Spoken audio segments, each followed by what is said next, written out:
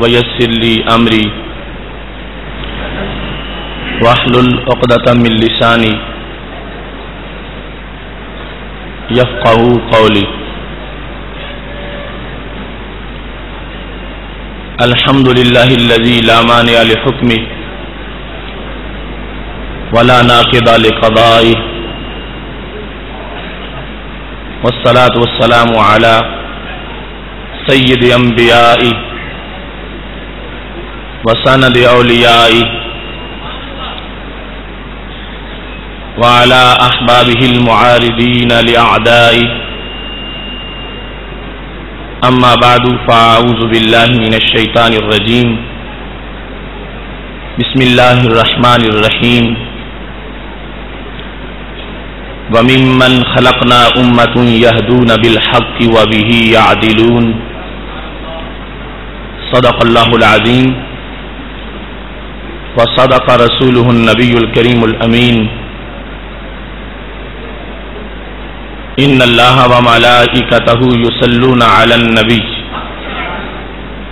یا ایہا الذین آمنوا صلوا علیہ وسلموا تسلیما. الصلاۃ والسلام علیک یا سیدی یا رسول اللہ وعلی آلک واصحابک یا حبیب اللہ. مولاي صل وسلم دائما ابدا على حبيبك خير الخلق كلهم. منزه عن شريك في محاسنه فجوهر الحسن فيه غير منقسم. يا أكرم الخلق مالي من ألوذ به سواك عند حلول الحادث العممی. ربی صلی وسلم دائما ابدا علی حبیبک خیر الخلق کلہم. اللہ تبارک و تعالی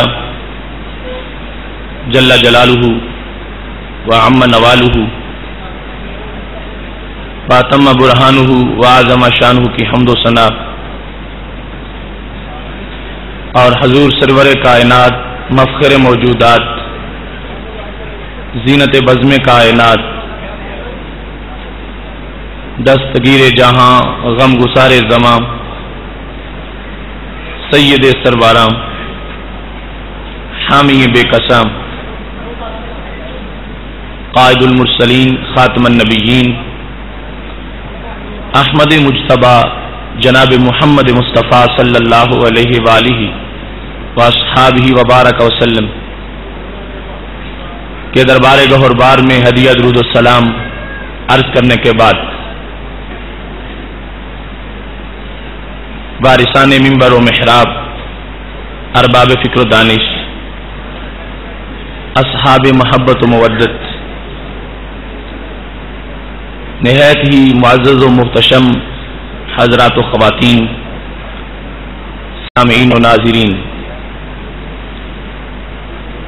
رب ذوالجلال کے فضل اور توفیق سے ادارہ صراط مستقیم کے زیر اہتمام فہم دین کورس کے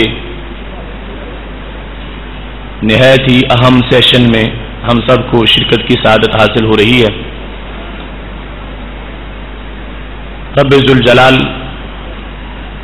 کی رحمتوں کا نزول ہو رہا ہے. فضاؤں میں مغفرت ازدی کے بادل منڈلا رہے ہیں. دلوں کی کھیتیاں سرسبز و شاداب ہیں. ماتھے کھلے ہیں اور چہرے کھلے ہوئے ہیں. ایسے میں آج ہماری گفتگو کا موضوع ہے ہاں ہم سنی ہیں. میری دعا ہے خالق کائنات جل جلالہ ہم سب کو قرآن و سنت کا فہم عطا فرمائے اور قرآن و سنت کے ابلاغ و تبلیغ اور اس پر عمل کی توفیق عطا فرمائے. یقیناً ہمارا یہ موضوع بڑا اساسی موضوع ہے اور کلیدی موضوع ہے. اور اس کو بیان کرنا اور سننا ہم پہ لازم ہے. ہم جو عقیدہ رکھتے ہیں ہمیں اس کا پتہ ہونا چاہیے اور ان حقائق کو ہر وقت ہمارے سامنے ہونا چاہیے. ہم کسی کے بارے میں یہ نہیں بتانا چاہتے کہ وہ کون ہے، ہم اپنے بارے میں بتا رہے ہیں کہ ہم کون ہیں، اور یہ ہمارا حق ہے اور یہ ہمیں ہر جگہ بیان کرنا چاہیے. ہاں ہم سنی ہیں، موضوع یقیناً لطافتوں اور نزاکتوں سے لبریز ہے. یقیناً اس میں ایسی چاشنی ہے کہ شاید شہد میں بھی ایسی چاشنی موجود نہیں ہے. اس کے اندر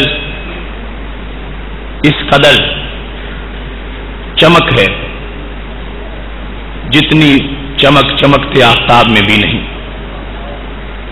اس موضوع میں وہ خوشبو ہے کہ جو خوشبو کسی مہکتے گلاب میں بھی نہیں. یہ کائنات کا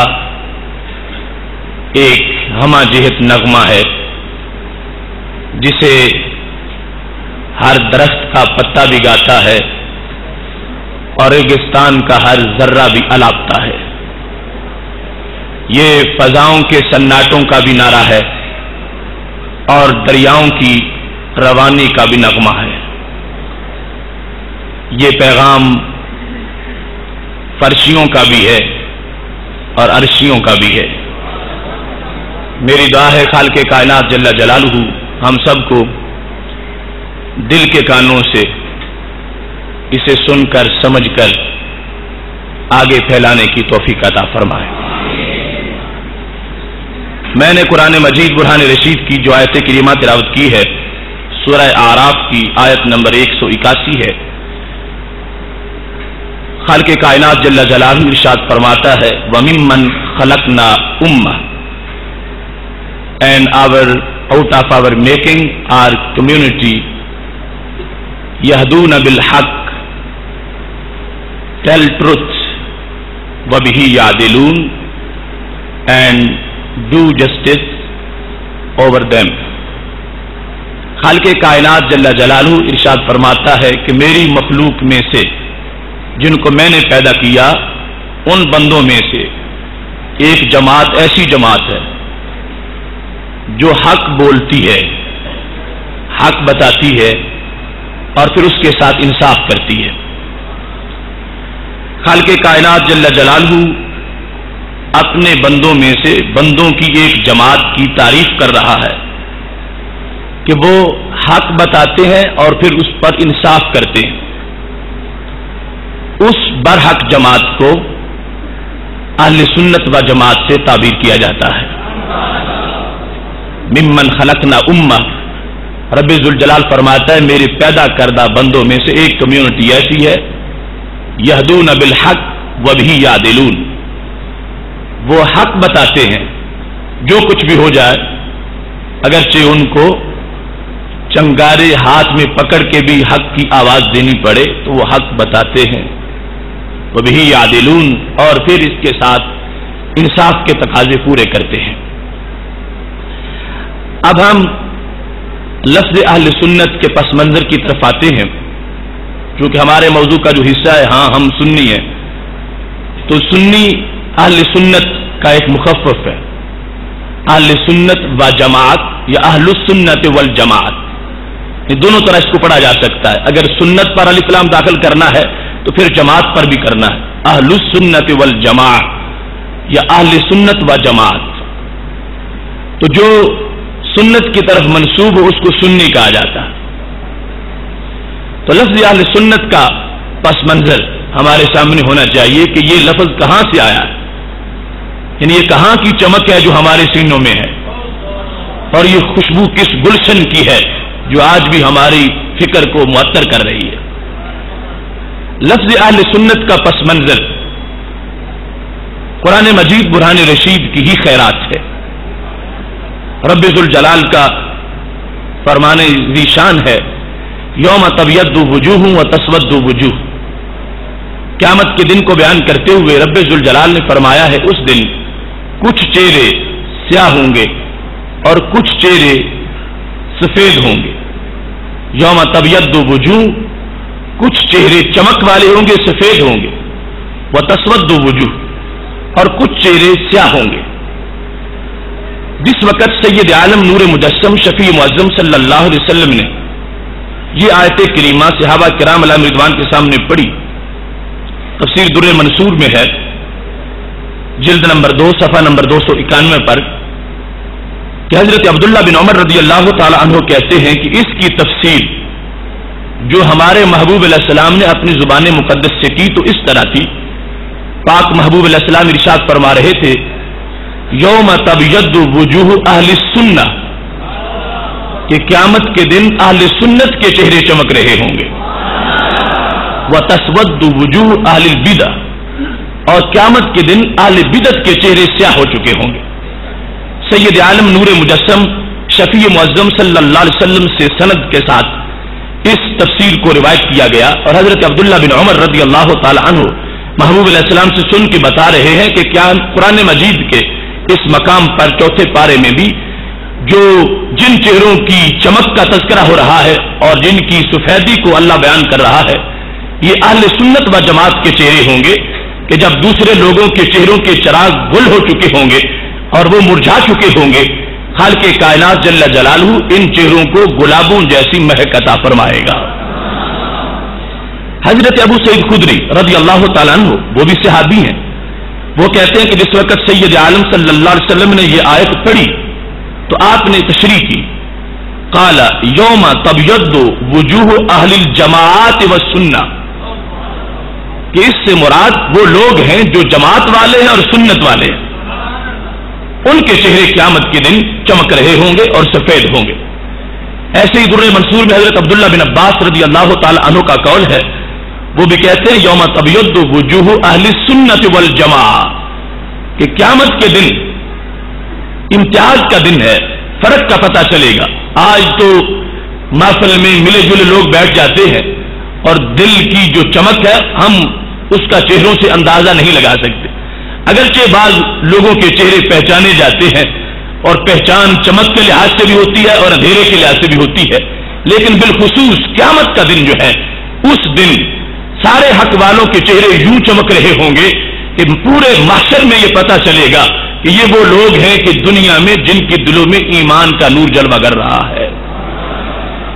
در مسعود میں یہ تینوں اقوال یعنی 2 احادیث اور ایک اثر صحابی کا یہ موجود ہے۔ ایسے ہی سید عالم صلی اللہ علیہ وسلم کی حدیث کے لحاظ سے لفظ ان اہل سنت و جماعت ایک جانا پہچانا لفظ ہے، اس کا پس منظر حدیث شریف میں بھی ہے، اور یہ حدیث شریف جامع ترمذی میں موجود ہے، 2640 نمبر حدیث جامع ترمذی کی، اور باب ہے ما جاء فی افتراق ھذہ الامہ، اور حدیث وہ ہے کہ جس کو امام ترمذی نے حسن صحیح کہا، یعنی جس کے سند کے لحاظ سے بھی کوئی کسی طرح کا اشکال یا اعتراض نہیں کیا جا سکتا۔ سیدنا ابو ہریرہ رضی اللہ تعالیٰ عنہ روایت کرتے ہیں کہ سید عالم صلی اللہ علیہ وسلم نے ارشاد فرمایا ہے تفرقت الیہود علی 71 فرقہ، یہودی 71 فرقوں میں تقسیم ہو گئے، اور 72 فرقہ یا 72 فرقوں میں، یعنی دونوں میں سے ایک لفظ راوی کے کہنے کے مطابق یہ موجود ہے۔ والنصارى مثل ذلك، اور عیسائیوں کے بھی ایسے ہی فرقے بن گئے۔ سید عالم صلی اللہ علیہ وسلم فرمانے لگے وتفترق امتی علی 73 فرقہ، میری امت 73 فرقوں میں بٹ جائے گی۔ اب یہاں پر امت کے اندر جو افتراق آنے والا تھا اس کی سید عالم صلی اللہ علیہ وسلم نے خبر دی، اور وہ افتراق واقع میں لوگوں نے دیکھا اور آج ہمارے سامنے موجود ہے۔ تو اس حدیث شریف سے پہلا ہمیں یہ سبق ملا کہ ہمارے نبی علیہ السلام جو مستقبل کی خبر دیتے رہے سچی خبر دیتے رہے، اور اس وقت کے حالات کے مطابق، حالانکہ اس وقت تو فرقے نہیں بنے تھے، لیکن نبی علیہ السلام نے آج کی بات بتائی تھی، اور جو اس وقت آج کی بات بتائیں ان کے علم کو اللہ کی عطا سے علم غیب کہا جاتا ہے۔ اور سید عالم صلی اللہ علیہ وسلم نے جو کچھ بعد میں ہونے والا تھا وہ بیان کیا۔ اور یہاں پر جو لفظ امت آیا ہے اس کی بھی تشریح ہونی چاہیے. کچھ لوگ اس حدیث کا مطلب بیان کرتے ہوئے کہتا ہے کہ ان فرقوں سے مراد وہی یہودیوں کے فرقے ہیں یا عیسائیوں کے فرقے ہیں. ان فرقوں سے مراد وہ فرقے ہیں جو لا الہ الا اللہ محمد الرسول اللہ پڑھنے والوں میں بنے. یہودیوں کے فرقے اور عیسائیوں کے فرقے ان کا یہاں پر تذکرہ ہی نہیں. ان کے مقابلے میں یہ بات بیان ہو رہی. ان کے اپنے فرقے تھے, یہود کے اپنے تھے, عیسائیوں کے اپنے تھے, اور کلمہ گو جو ہمارا کلمہ اسلام ہے اس کو پڑھنے والوں کے اپنے پھر 73 فرقے بنے. کیونکہ لفظ امت کی دو قسمیں ہیں, ایک ہوتی ہے امت اجابت اور دوسری ہوتی ہے امت دعوت. امت دعوت پوری انسانیت ہے, یعنی ہمارے نبی علیہ السلام کی امت دعوت یہودی بھی ہیں, عیسائی بھی ہیں, بت پرست بھی ہیں, مجوسی بھی ہیں, مشرک بھی ہیں. امت دعوت کیا ہوتی ہے کہ جن کو دعوت دی جائے کہ تم کلمہ پڑھو, تو ساری انسانیت کو دعوت ہے, تو لہذا ساری ہی امت دعوت ہے. لیکن امت اجابت صرف وہ ہیں جنہوں نے کلمہ پڑھا ہے. تو سید عالم نور مجسم شفیع معظم صلی اللہ علیہ وسلم کی اس حدیث میں جو لفظ امت استعمال کیا گیا تو اس لفظ سے مراد امت دعوت نہیں, امت اجابت ہے. کہ میرے نبی علیہ السلام فرما رہے ہیں کہ جن لوگوں نے میرا کلمہ پڑھا ان کے اندر اس طرح کی تقسیم ہو جائے گی کہ وہ 73 فرقوں میں بٹ جائیں گے. اب اس کے ساتھ ہی جو جامع ترمذی میں حدیث شریف ہے اس کا دوسری حدیث کے آخر کا یہ حصہ ہے کہ رسول اللہ صلی اللہ علیہ وسلم نے فرمایا کلہم فی النار الا ملۃ واحدہ, وہ سارے کے سارے جہنمی ہوں گے سوائے ایک ملت کے. 73 میں سے 72 جہنم میں جائیں گے اور ایک ان میں سے ملت واحدہ وہ جنت میں جانے والی ہوگی. اب جس وقت یہ ہم الفاظ حدیث صحیح سے بیان کر رہے ہیں اس میں سند کی بھی کمزوری نہیں ہے اور مفہوم بالکل واضح ہے, تو اس سے یہ پتہ چلا کہ وہ کلمہ گو حضرات کہ جنہوں نے کلمہ اسلام پڑھا ہے اس کے بعد تفریق ہو گئی ہے اور افتراق کے بعد قسمیں بن گئی ہیں. ان میں سے ایک قسم جس کی نشانیاں بھی ہم بیان کریں گے وہ جنتی ہے اور باقی تمام جہنمی ہیں اور ان کا جنت کے ساتھ کسی طرح کا کوئی سروکار نہیں. لیکن یہاں ایک بڑی ضروری وضاحت ہے, ایک تو لفظ ملت کے لحاظ سے اور دوسرا جہنم میں جانے کے لحاظ سے. یہ جو کہا گیا کہ 72 جو ہیں وہ جہنمی ہیں اور 72 کے اندر اختلاف بھی ہوگا اور ایک ملت جنتی ہے اور اس میں اختلاف نہیں ہوگا. اب یہ جو جنتی ملت ہے جس میں اختلاف نہیں ہوگا اس اختلاف سے مراد ہے اصولی اختلاف نہیں ہوگا, فروعی اختلاف ہو سکتا ہے. مثال کے طور پر شافیوں, حنبلیوں, مالکیوں اور حنفیوں کا اختلاف ہے نماز کے مسائل کے اندر, تو یہ حنفی, شافی, مالکی, حنبلی یہ کوئی ان 72 فرقوں میں سے نہیں, یہ ایک ہی اہل سنت و جماعت کے شعبہ جات ہیں. یہ جدا جدا فرقے نہیں, حنبلی ہو یا مالکی ہو یا حنفی ہو یا شافی ہو, عقیدہ کے لحاظ سے تمام اہل سنت ہے اور ان میں سے کوئی بھی غیر اہل سنت نہیں ہے. اور ان میں اختلاف بھی ہے مگر وہ اختلاف اصول کا نہیں ہے, وہ چند فروعی مسائل کا ہے. لہذا 72 کے ساتھ اس ایک ملت کا اختلاف اصولی ہوگا اور وہ 72 جہنمی ہوں گے, ان میں سے ایک جنتی ہوگا اور ایک جنتی جو ہے وہ اہل سنت و جماعت ہے اور اس کے اندر جو فقہی طور پر کچھ مباحث میں آپس میں اختلاف ہے اس کو اس حدیث افتراق نہیں کہہ رہی, اس کو اصولی بنیاد پر اختلاف نہیں کہا جا سکتا, وہ فروعی مسائل میں اختلاف ہے. لہذا اس اختلاف کو میرے نبی علیہ السلام نے فرمایا اختلاف امتی رحمت, میری امت کا اختلاف رحمت ہے. کہ یہ جو اہل سنت کی فقہ میں آگے جو 4 فقہ اسلامی ہیں ان کے لحاظ سے یا آپس میں معمولی جو مسائل میں اختلاف ہے یہ اس کو مستثنا کیا گیا. باقی 72 کے ساتھ اس ایک کا جو اختلاف ہوگا وہ اصولی اختلاف ہے. اور اس کے بعد یہ جو کہا گیا کہ ایک جنتی ہے باقی سب جہنمی ہیں, اب اس میں یہ بھی لوگوں کو غلط فہمی ہوتی ہے کہ ایک جنتی سے مراد یہ نہیں ہے کہ جو ایک ملت اہل سنت ہے وہ ہر حال میں جنتی ہے, یعنی جتنے بھی گناہ کر لیں پھر بھی جنتی ہے. یہاں جنتی اور جہنمی ہونے کا جو فرق بیان کیا جا رہا ہے تو از روئے عقیدہ کے بیان کیا جا رہا ہے کہ سید عالم صلی اللہ علیہ وسلم فرما رہے ہیں عقیدے کے لحاظ سے ان 73 میں سے 72 عقیدے کی بنیاد پر جہنمی ہوں گے اور ان میں سے ایک عقیدے کی بنیاد پر جنتی ہوگا. اب عقیدے کی بنیاد پر جو جنتی ہے اس میں آگے ہو سکتا ہے کہ اگر کسی کا عمل خراب ہو تو وہ جہنم میں چلا جائے. یعنی کوئی یہ نہ سمجھے کہ اہل سنت اگر میرا عقیدہ ہے تو پھر میں کسی عمل کی وجہ سے بھی جہنم میں نہیں جاؤں گا. اہل سنت کے برحق ہونے کا مطلب یہ ہے کہ اہل سنت عقیدہ جب بندے کا ہوگا تو عقیدہ کے لحاظ سے وہ پاس ہوگا, عقیدہ کے لحاظ سے کامیاب ہوگا, عقیدہ کے لحاظ سے گرفت نہیں ہوگی, عقیدہ کے لحاظ سے اس کو حتمی حیثیت دے دی جائے گی اور دوسرے عقیدے کے لحاظ سے مارے جائیں گے. 72 عقیدہ کے لحاظ سے جہنمی ہے اور عقیدہ اصل ہے, جس کو عقیدہ میں ڈوبے گا اس کو عمل بچا نہیں سکے گا. لہذا 72 کا عقیدے کی بنیاد پر جہنمی ہونا اس حدیث نے ثابت کیا, اور ایک کا عقیدے کی بنیاد پر جنتی ہونا اس نے ثابت کیا, اور اس کے بعد جو ایک عقیدے کی بنیاد پر جنتی ہے ان کا پھر آگے امتحان ہے عمل کے لحاظ سے. عمل میں اگر سارے عمل صحیح ہے تو پھر جنت میں سیدھا جائے گا, اور اگر عمل میں کچھ گڑبڑ ہے تو پھر اگر سفارش ہوگی معافی ہوگی پھر بھی جنت میں ڈائریکٹ چلا جائے گا, ورنہ کچھ دیر اپنے گناہوں کی سزا لے گا مگر دائمی جہنمی نہیں رہے گا. یہ سچا عقیدہ بالآخر اس کو جنت میں پہنچا دے گا. لہذا اس حدیث میں بڑا لوگ گڑبڑ کرتے ہیں. ہم نے کئی لوگوں کو یعنی اپنے تین مفکر بنے ہوئے تھے اور اس معنی میں آ کے غلطی کرتے رہے اور یہ کہتے رہے کہ یہ حدیث اس لیے صحیح نہیں ہے کہ پھر تو پتہ یہ چل جائے گا کہ جو سنی ہو جتنا بڑا گناہگار ہو پھر بھی جنت میں ہی جائے گا. یہ حدیث بالکل سچی ہے اور مفہوم اس کا سچا ہے. یہاں جنتی جو قرار دیا جا رہا ہے تو اہل سنت کو عقیدے کے لحاظ سے جنتی ہے, اور پھر آگے اس میں عمل کا علیحدہ معاملہ ہے. جس کا عمل کا بیڑا بھی پار ہو جائے گا, عمل صحیح ہوگا, عقیدے کے بعد عمل کی حیثیت ہے, بولے عمل کی وجہ سے بھی جنت میں چلا جائے گا, ورنہ اس کا بنیادی کام جنت والا ہو گیا. اب عقیدے میں پاس ہے تو باقی بات معمولی ہے, وہ اعمال کا معاملہ معاف ہو سکتا ہے, عقیدے والا معاملہ معاف نہیں ہوتا. اس واسطے یہ جس کا عقیدے کے لحاظ سے جو پاس ہو گیا ہے بعد میں اگر جہنم میں چلا بھی گیا تو دائمی طور پر نہیں ہوگا, کچھ وقت کے لیے جائے گا اور اللہ اس کو جنت کے شایان شان بنا کے یعنی تطہیر کے لیے جہنم میں بھیجا جائے گا اس کو کہ یہ پاک ہو جائے, جنت کے لائق ہو جائے, تو اللہ تبارک و تعالیٰ پھر اس کو جنت میں داخل فرما دے گا. یہ حدیث شریف اس کا جس وقت سید عالم صلی اللہ علیہ وسلم نے یہ لفظ بولے کہ کلہم فی النار الا ملۃ واحدہ, تو ترجمہ کیا بنا؟ عقیدے کی بنیاد پر 73 میں سے 72 جہنمی اور عقیدے کی بنیاد پر ایک ان میں سے جنتی.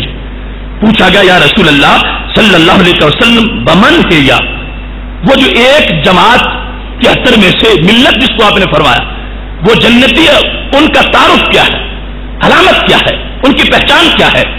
تو اس پر میرے نبی علیہ الصلوۃ والسلام فرمانے لگے ما انا علیہ واصحابی, ان کی پہچان یہ ہے کہ ان کا وہی راستہ ہوگا جو میرے اور میرے صحابہ کا راستہ ہے, ان کی وہی پہچان ہوگی, وہی عقیدہ ہوگا.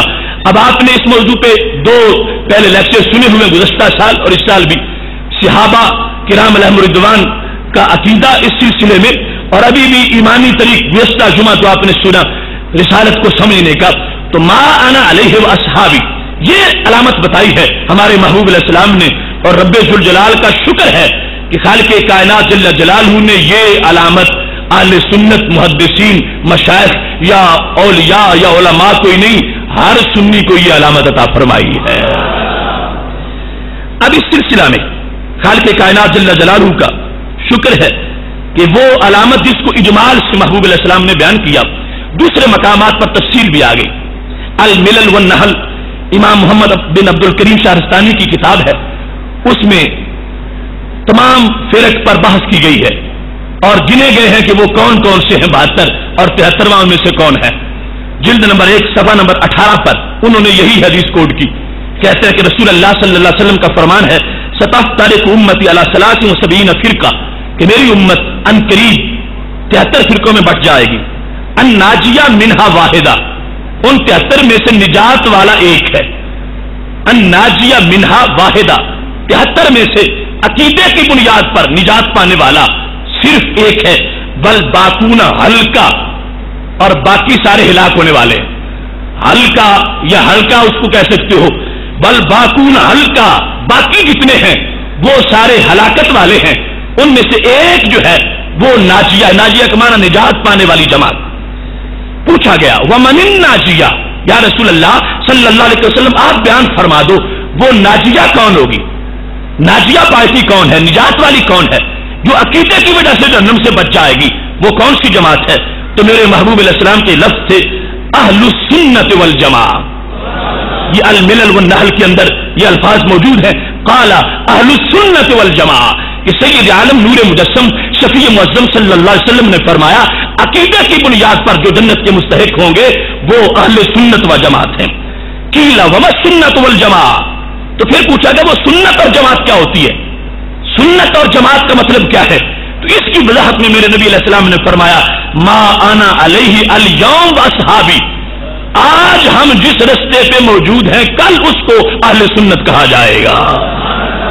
अल यौम का लफ्ज ये बोलकर कि आज अगरचे लफ्ज अहले सुन्नत इतना मुतारफ नहीं है, अल यौम आज जिस रस्ते पर हम हैं वही कल को अहले सुन्नत कहलवाएगा, उसी को सुन्नी कहा जाएगा। तो सैयद आलम नूर मुजस्सम शफी मुअज्जम सल्लल्लाहु अलैहि वसल्लम ने वाज़ेह तौर पर इस लफ्ज को बयान किया। लिहाजा जब हम पे ये लफ्ज बोला जाता है सुन्नत व जमात का तो ये वो है जो शुरू से हमारे लिए महबूब अलैहिस्सलाम ने पसंद फरमाया है। तीसरे नंबर पर इमाम नसर बिन मोहम्मद समरकंदी जिनका विसाल 383 हिजरी में हुआ, यानी मुतकद्दिमीन में से है, उनकी किताब है तंबीहुल गाफिलीन। उसके सफ़ा नंबर 319 पर इसी हदीस को उन्होंने जब जिक्र किया, कहते हैं कि रसूल अल्लाह सल्लल्लाहु अलैहि वसल्लम ने फरमाया इफ्तारकत बनु इसराइल अला इहदा व सबीन फिरका। बनी इसराइल के 71 फिरके बन गए। व इन्न हाजिल उम्मा सतफ्तारिकु इला इस्नतैन व सबीन फिरका। और ये उम्मत जो है ये 72 फिरकों में तकसीम हो जाएगी। इहदा व सबऊन फिन्नार। उन 72 में से, अब मजमूई तादाद 72 इस हदीस में बयान की, 72 में से 71 फरमाया वो जहन्नमी होंगे। व वाहिदा फिल जन्ना। और उनमें से एक जन्नती होगा। अब ये भी उसको समझने के लिए कि अकीदे की बुनियाद पर, और ये जान ले कि जो अकीदे के लिहाज से फेल हो गए उनका अमल का मामला ही गोल हो जाएगा, यानी अमल बिल्कुल वैल्यू ही नहीं होगी, अमल का भाव ही नहीं लगेगा, अमल का कोई वजन ही नहीं बनेगा, अमल देखा ही नहीं जाएगा। और जिनका अकीदे वाला पहलू पास हो गया उनके अमल फिर चेक हो जाएंगे, और अमल के लिहाज से अगर पास हैं डायरेक्ट जन्नत में चले जाएंगे, वरना थोड़ा बहुत जो उनके साथ होगा सरदर्श के लिए, उसके बाद खालिक़े कायनात उनको जन्नत अता फरमा देगा। अब इस हदीस शरीफ में कालू या रसूल अल्लाह सल्लल्लाहु अलैहि वसल्लम मा हाज़िहिल वाहिदा। सहाबा ने पूछा या रसूल अल्लाह सल्लल्लाहु अलैहि वसल्लम वो एक जिसको आप जन्नती करार दे रहे हो वो कौन सी जमात? काला अहलुस सुन्नत वल जमा। तो सैयद आलम नूर मुजस्सम शफी मुअज्जम सल्लल्लाहु अलैहि वसल्लम ने खुद ये तलफ़्फ़ुज़ फरमाया कि वो अहले सुन्नत व जमात है, यानी सुन्नत वाले भी हैं जमात वाले भी हैं। यानी ये भी नहीं है कि राइट ओठलू हूं, और ये भी नहीं है कि वो कोई मनसूख दीन लिए फिरते हो, क्योंकि सुन्नत उस तरीके को कहा जाता है कि जो नबी अलैहिस्सलाम की तरफ से और अल्लाह की तरफ से इस उम्मत के लिए राह अमल है और निसाब जिंदगी है, उस सारे को सुन्नत से ताबीर किया जाता है। तो महबूब अलैहिस्सलाम ने फरमा दिया अहलुस सुन्नत वल जमा कि वो हजरात अहले सुन्नत व जमात हैं। तो इस तरह हदीस शरीफ में भी इसका पस मंजर हमारे सामने मौजूद है। इसके बाद अगर अपनी खुली तारीख में देख लें, ताबीन में, तबे ताबीन में, और पूरी जितनी भी तारीख हमारी इस्लाम के पीछे मौजूद है, उसमें बड़े बड़े हमारे मुहक्किकीन और आइम्मा और औलिया, उन सब के यहाँ ये लफ्ज मुतारिफ रहा, और सब इस पर कायम रहे, अपने आप को कहलवाते रहे, और सब इसको बोलते रहे। ऐसे ही जिस वक्त हजरत गौस आजम रज़ी अल्लाह तआला अन्हु की तरफ मंसूब बुनियत तालिबीन में जिस वक्त वहां पर फिरक की बात होती है तो सफा नंबर 121 पर उनका कौल मौजूद है, वह अम्मल फिरक़तुन नाजिया तो फहिया अहलुस सुन्नत वल जमा। हजरत गौस पाक फरमाते हैं जो नाजिया फिरका है वो अहले सुन्नत व जमात है। 5वें नंबर पर नसीमुर रियाज शरह शिफा, इसमें इमाम शहाबुद्दीन खिफाजी जिल्द नंबर 4 और सफा नंबर 154 पर वो इरशाद फरमाते अन नाजिया मिनहा वाहिदा। इस हदीस की तशरीह करते हुए कहते हैं अहिल फिरक़तुन नाजियतु मिन हाज़िल फिरक़ फिरक़तुन वाहिदा व हुम अहलुस सुन्नत वल जमा। इन फिरकों में से निजात वाली एक ही जमात है और वो अहले सुन्नत व जमात है, और उनकी शान क्या है? अल मुतमस्सिकून बिकिताबिल्लाहि व सुन्नति रसूलिही सल्लल्लाहु अलैहि वसल्लम।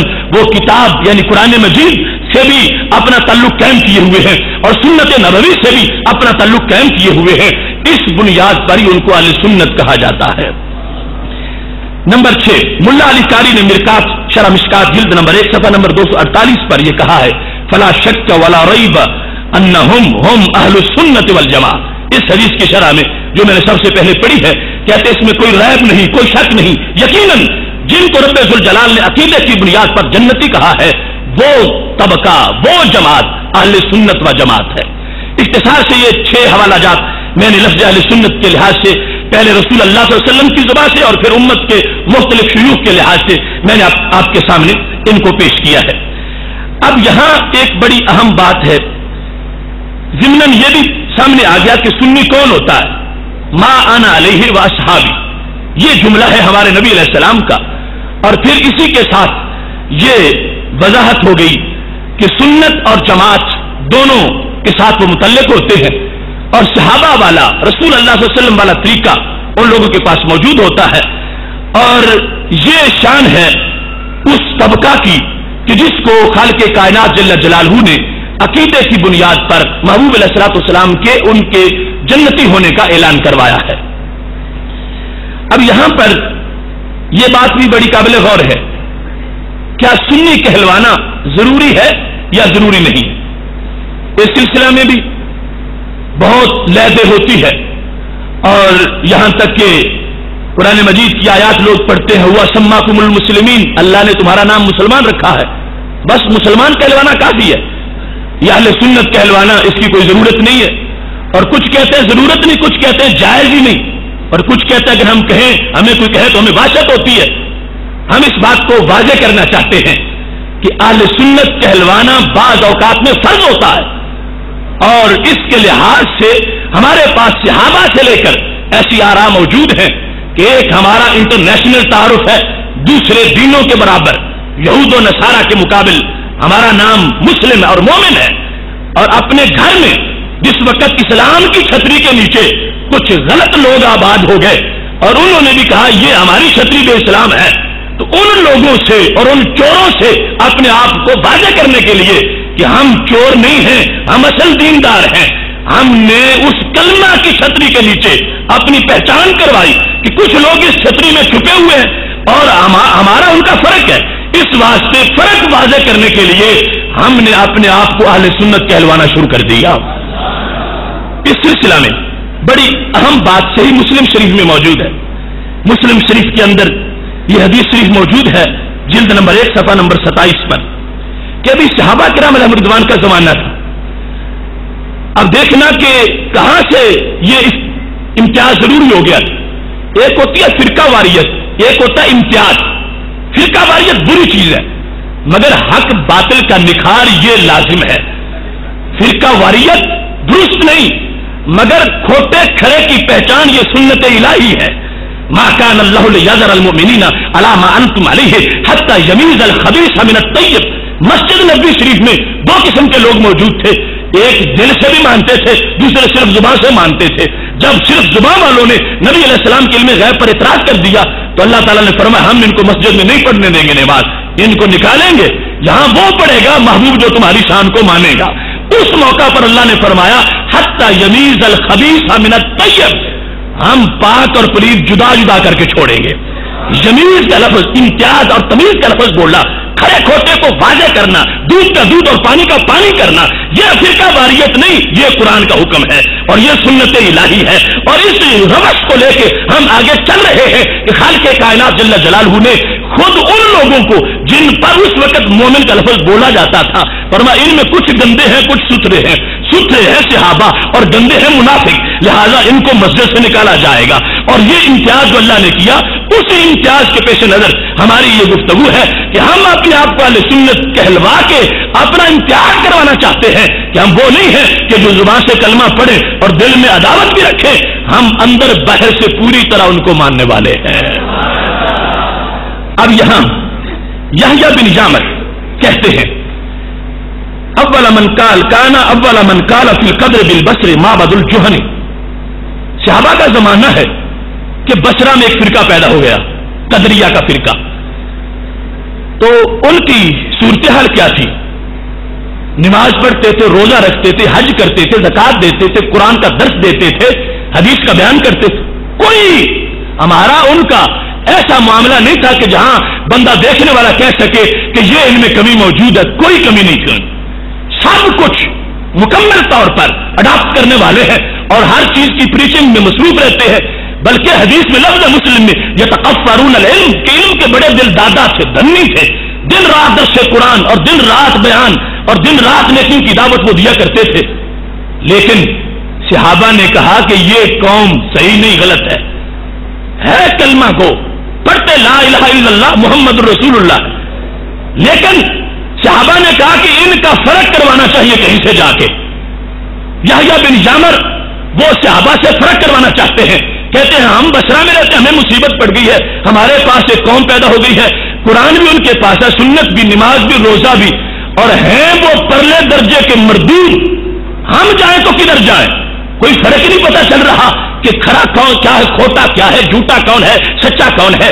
यहया बिन यामर कहते हैं मैं और हुमैद बिन अब्दुल रहमान हम दोनों हज करने के लिए मक्का शरीफ गए, तो हमने कहा शायद हमें काश के कोई सहाबी मिल जाए तो हम उनसे फैसला करवाएं कि हमारा मसला हल करो, हमें तो वहां पे कलमे की मार पड़ रही है कि हैं दीन के चोर और कलमा हमारा पढ़ते हैं दीन के चोर और दर्स कुरान हमारे कुरान से देते हैं और इसी हदीस को बयान करते हैं।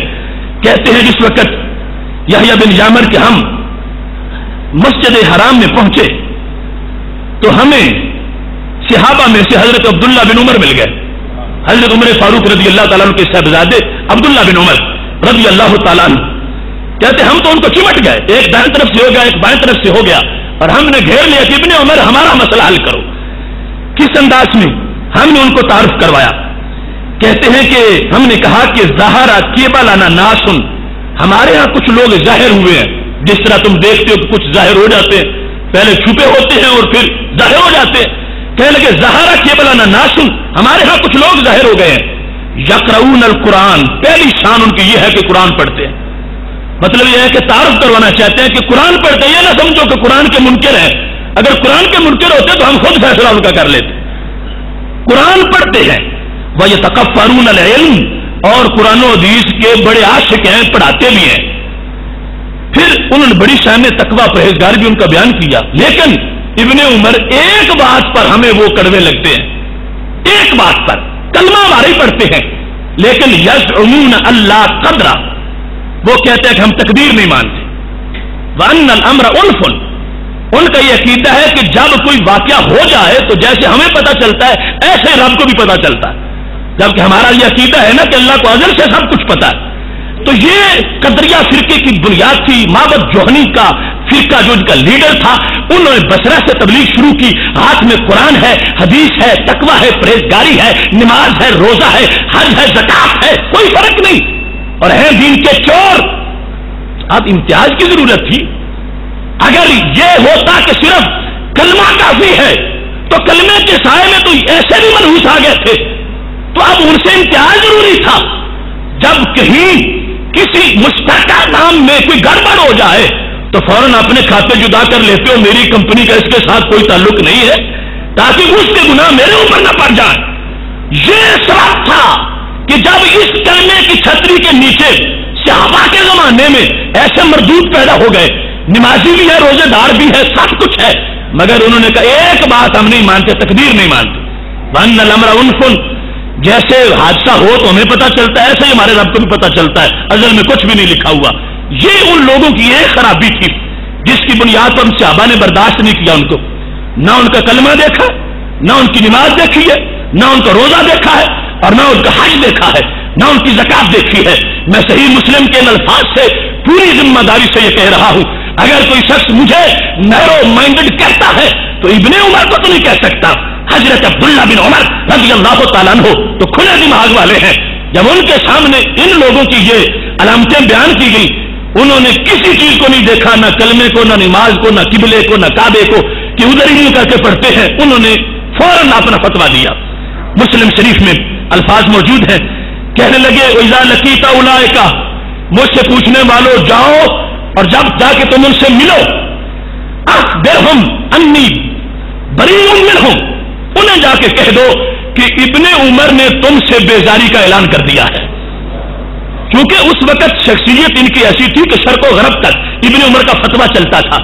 तो बसरे वाले वो लोग कहीं मेरे नाम को इस्तेमाल न करते रहे میں صحابی ہوں اور میں نے صفہ پہ بیٹھ کے پڑھا ہے اور مجھے پتا ہے کہ چور کی چوری پر اس سے بیزاری اور اپنے آپ کو منقطع کرنا، برات کا اظہار کرنا یہ لازم ہو جاتا ہے۔ جاؤ میں صحابی ہوں، ایسے توحید پرستوں سے میرا کوئی تعلق نہیں ہے جو میرے رب کی تقدیر کو نہیں مانتے۔ میں ان کی نماز کو نماز نہیں سمجھتا، میں ان کے روزے کو روزہ نہیں سمجھتا، میں ان کے حج کو حج نہیں سمجھتا۔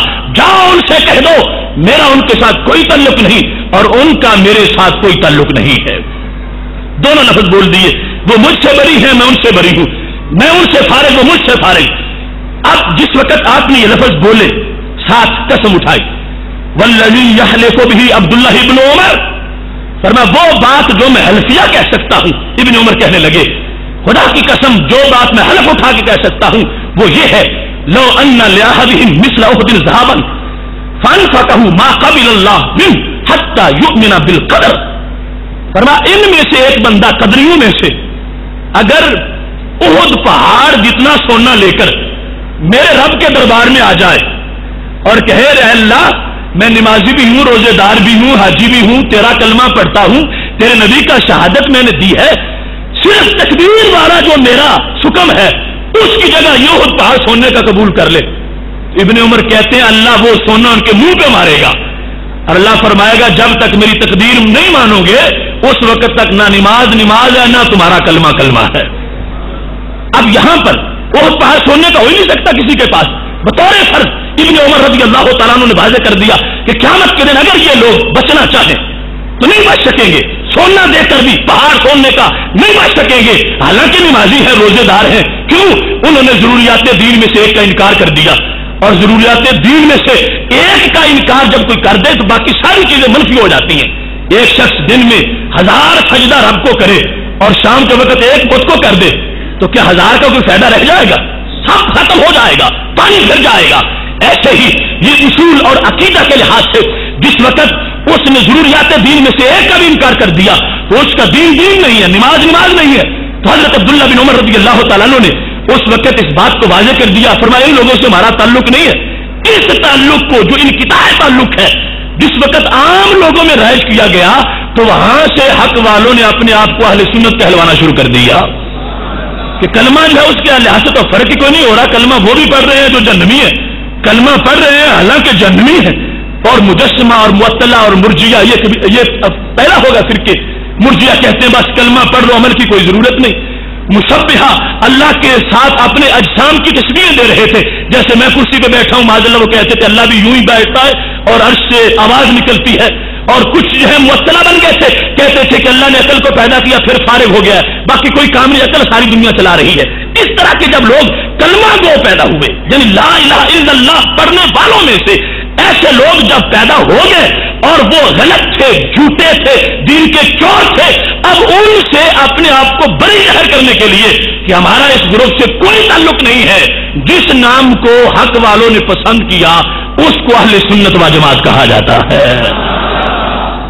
یہ وجہ ہے کہ اہل سنت کہلوانا ضروری ہوا۔ ہمارا انٹرنیشنل تعارف وہ جو ہے ایکسٹرنل معاملات کے اندر وہ یہی ہے کہ ہم مسلم ہیں، مومن ہیں، ہم مسلمان ہیں، مگر یہ جو اندر سے گھن کھا رہا تھا ملت کے بدن کو اور وجود کو، اس تشخص کو جو لوگ ختم کرنا چاہتے تھے، آخر ان کو بھی اگر ہم امتیاز ہمارے اسلاف صحابہ سے لے کر پیدا نہ کرتے تو اسلام کو کتنا نقصان ہو جاتا کہ سارے اسلام کے ذمے یہ مسئلے لگ جاتے کہ مسلمانوں کے یہ عقیدے ہوتے ہیں۔ جس وقت اس لمحہ ہم نے امتیاز شروع کر دیا اور اپنے آپ کو اہل سنت و جماعت کہلوایا تو پتہ چل گیا کہ یہ عقائد اوروں کی ہے، مسلمان جن کو سماج اعظم کہا جاتا ہے اور اہل سنت و جماعت کہا جاتا ہے وہ اللہ کی تقدیر کو ماننے والے ہیں اور باقی ساری صفات بھی رب ذوالجلال کی اپنے دل جان سے تسلیم کرنے والے ہیں۔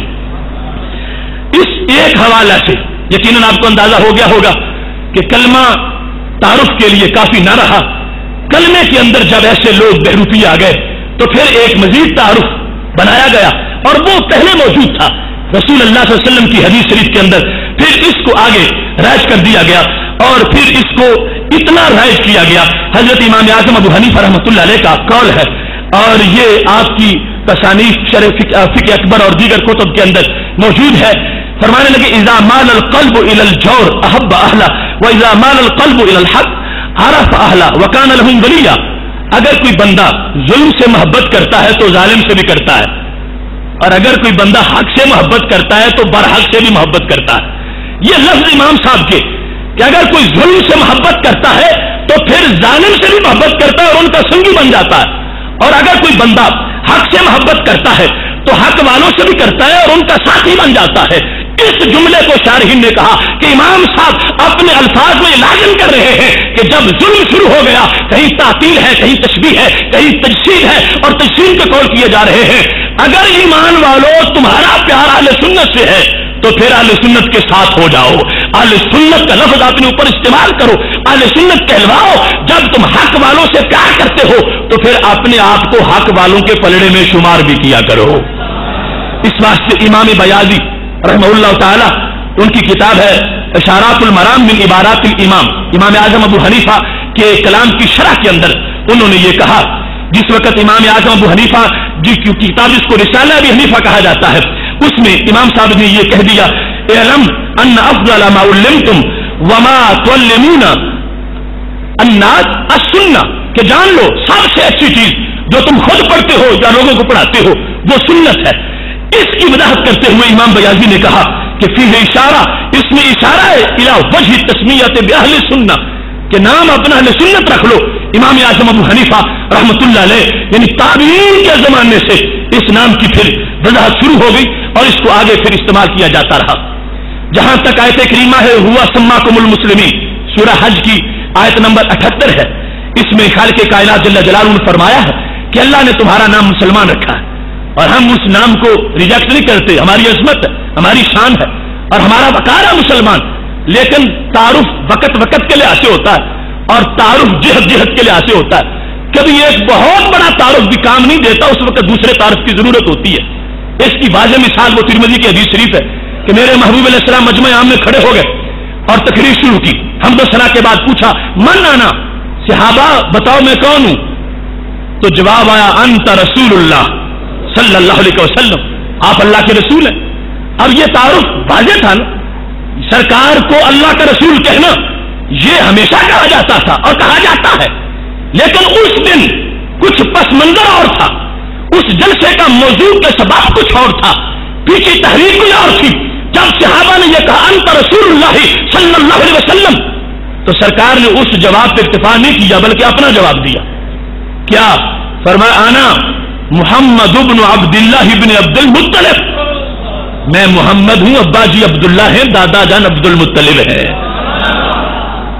اب سرکار کو اللہ قرآن میں کہے محمد الرسول اللہ صلی اللہ علیہ وسلم، تو یہ تعارف پر کافی تھا، اکتفا کر جاتے کہ صحابہ تم نے مجھے وہ کہا جو مجھے رب کہتا ہے، لیکن فرمایا نہیں، آج مجھے ایک اور تعارف کی ضرورت ہے کہ پیچھے منافقین نے میرے گھرانے پہ تنقید کی ہے اور میں بتانا چاہتا ہوں کہ میں محمد رسول اللہ ہوں تو پھر بھی عظیم ہوں اور محمد بن عبداللہ ہوں تو پھر بھی عظیم ہوں۔ اب اتنا بڑا جو انٹرنیشنل تعارف تھا ہمارے محبوب علیہ السلام کا رسول اللہ، اس کے ہوتے ہوئے بھی نئے تعارف کی ضرورت پڑی اور اس کو جائز سمجھا گیا اور نبی علیہ السلام نے زبان سے خود بیان کیا۔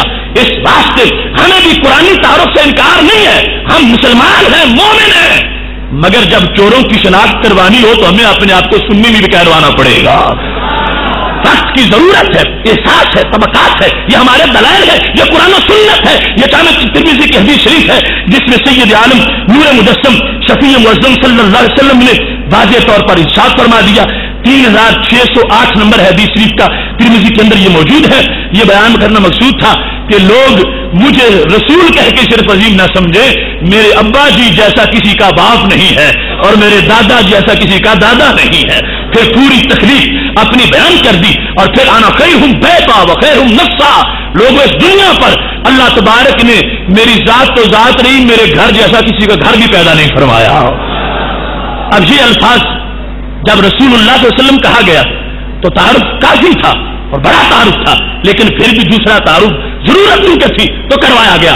ایسے ہی ہم مسلمان ہیں، مومن ہیں، لیکن جس وقت ایسی گڑبڑ ہو رہی ہو تو اس وقت یہ فرض ہو گیا ہے کہ ہم اپنی شناخت اس لحاظ سے بھی کروائیں جس لحاظ سے شروع سے شناخت کی جا رہی ہے۔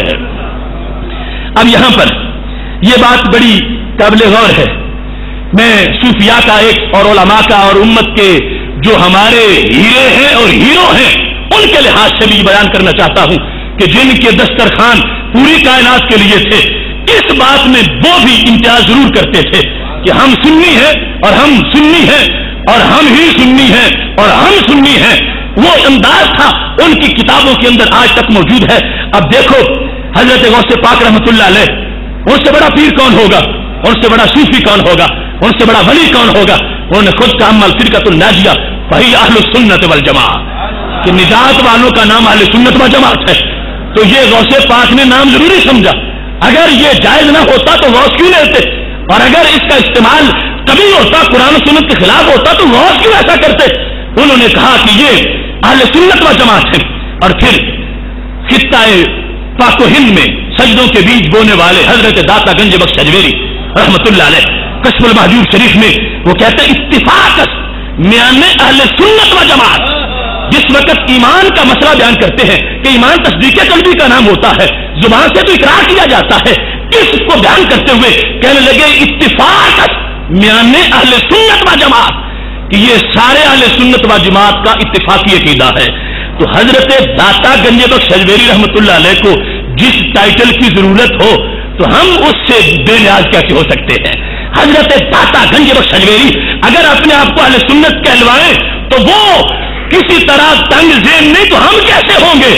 وہ جس رستے پہ چل کے ولی بنے ہیں اور جنت میں پہنچے ہیں، ہم نے تو اسی رستے کو اہل سنت و جماعت سمجھا ہے، لہذا وہ چلے ہیں اور اپنے آپ کو اہل سنت کہلوایا ہے. لہذا یہ ہے شعور شروع سے لے کر اہل حق کا کہ یہ باقاعدہ بولا جاتا رہا. لہذا ان لوگوں کی سوچ غلط ہے جو یہ کہتے رہے کہ دین دریا ہے اور مسالک بہتی نہریں ہیں. لوگوں نے دریا کو چھوڑ کر نہروں کو بچانا شروع کر دیا. انہوں نے ہمارے فرقے کو نہر کہا، ہماری جماعت کو نہر کہا. میں کہتا ہوں ہم نہر نہیں، ہم بحر ہیں اور ہم وہ دریا ہے، سمندر ہے کہ جس کو اسلام بھی کہا جاتا ہے اور آج اسی کو اہل سنت بھی کہا جاتا ہے.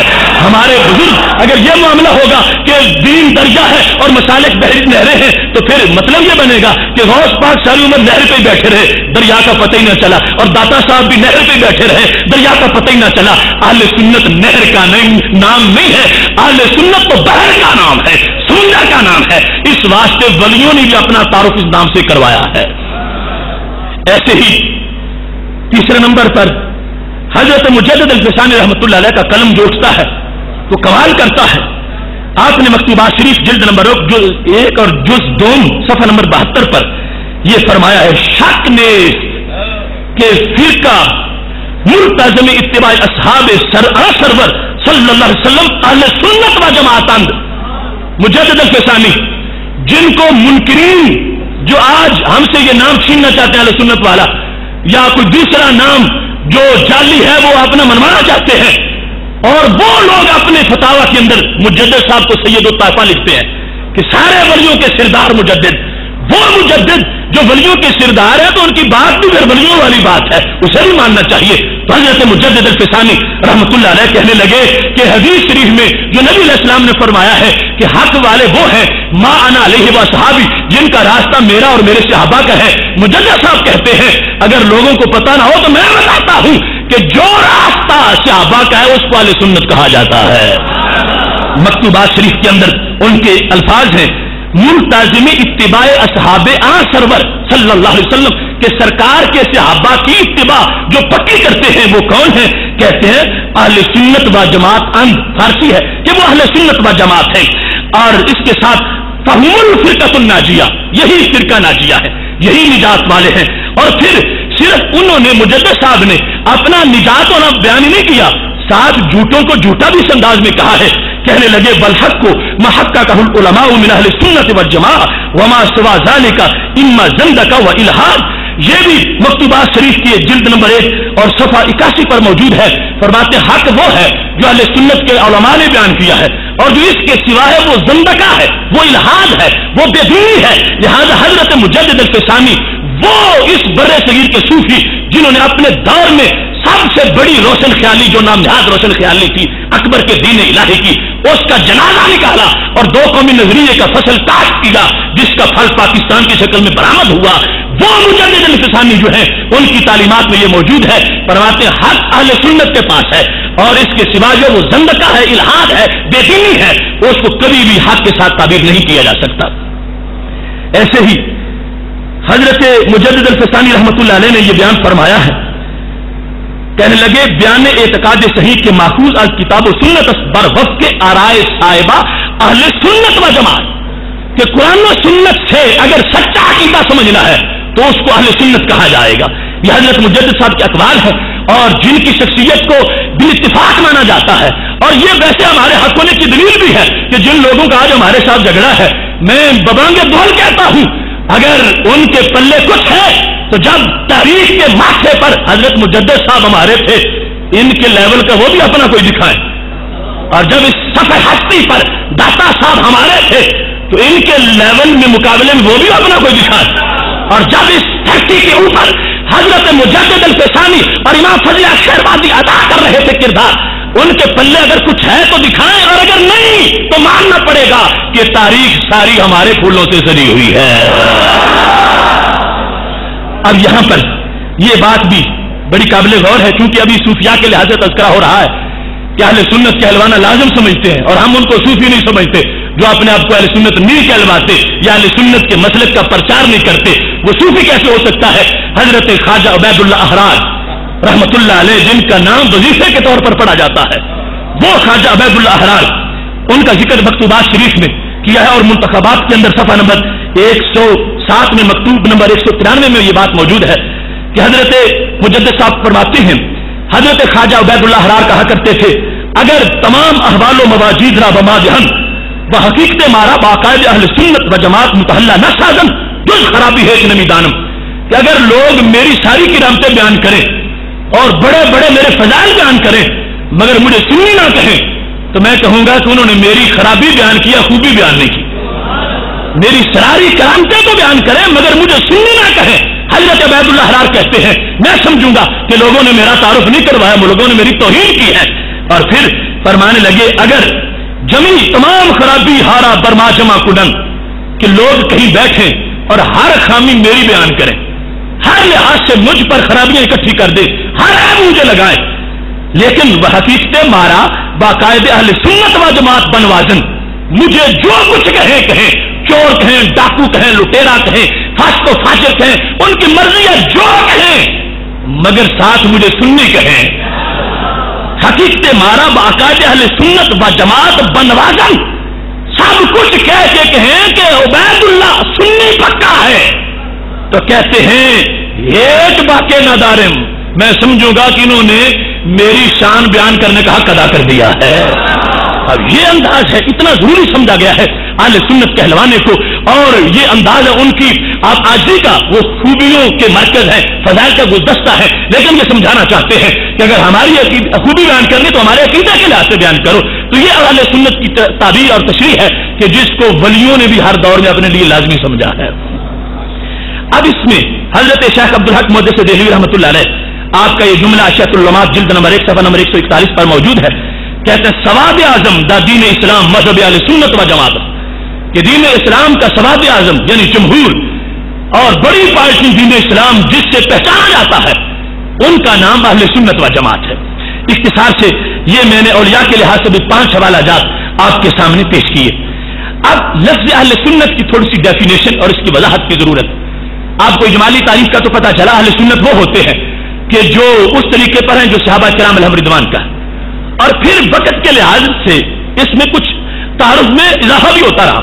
مثلا حضرت امام اعظم ابو حنیفہ رحمۃ اللہ علیہ کا زمانہ تھا تو پوچھا گیا اہل سنت کس کو کہا جاتا ہے، تو آپ نے فرمایا جو شخص حضرت صدیق اکبر اور حضرت فاروق اعظم رضی اللہ تعالیٰ عنہ کو باقی سارے صحابہ سے افضل جانے، اور نبی علیہ الصلوۃ والسلام کے دونوں داماد حضرت عثمان غنی اور حضرت علی رضی اللہ تعالیٰ عنہ کو محبوب بنائے، اور تیسرے نمبر پر موضوع پہ مسح کرے، یہ علامتیں جس میں پائی جائے اس کو سنی کہا جاتا ہے۔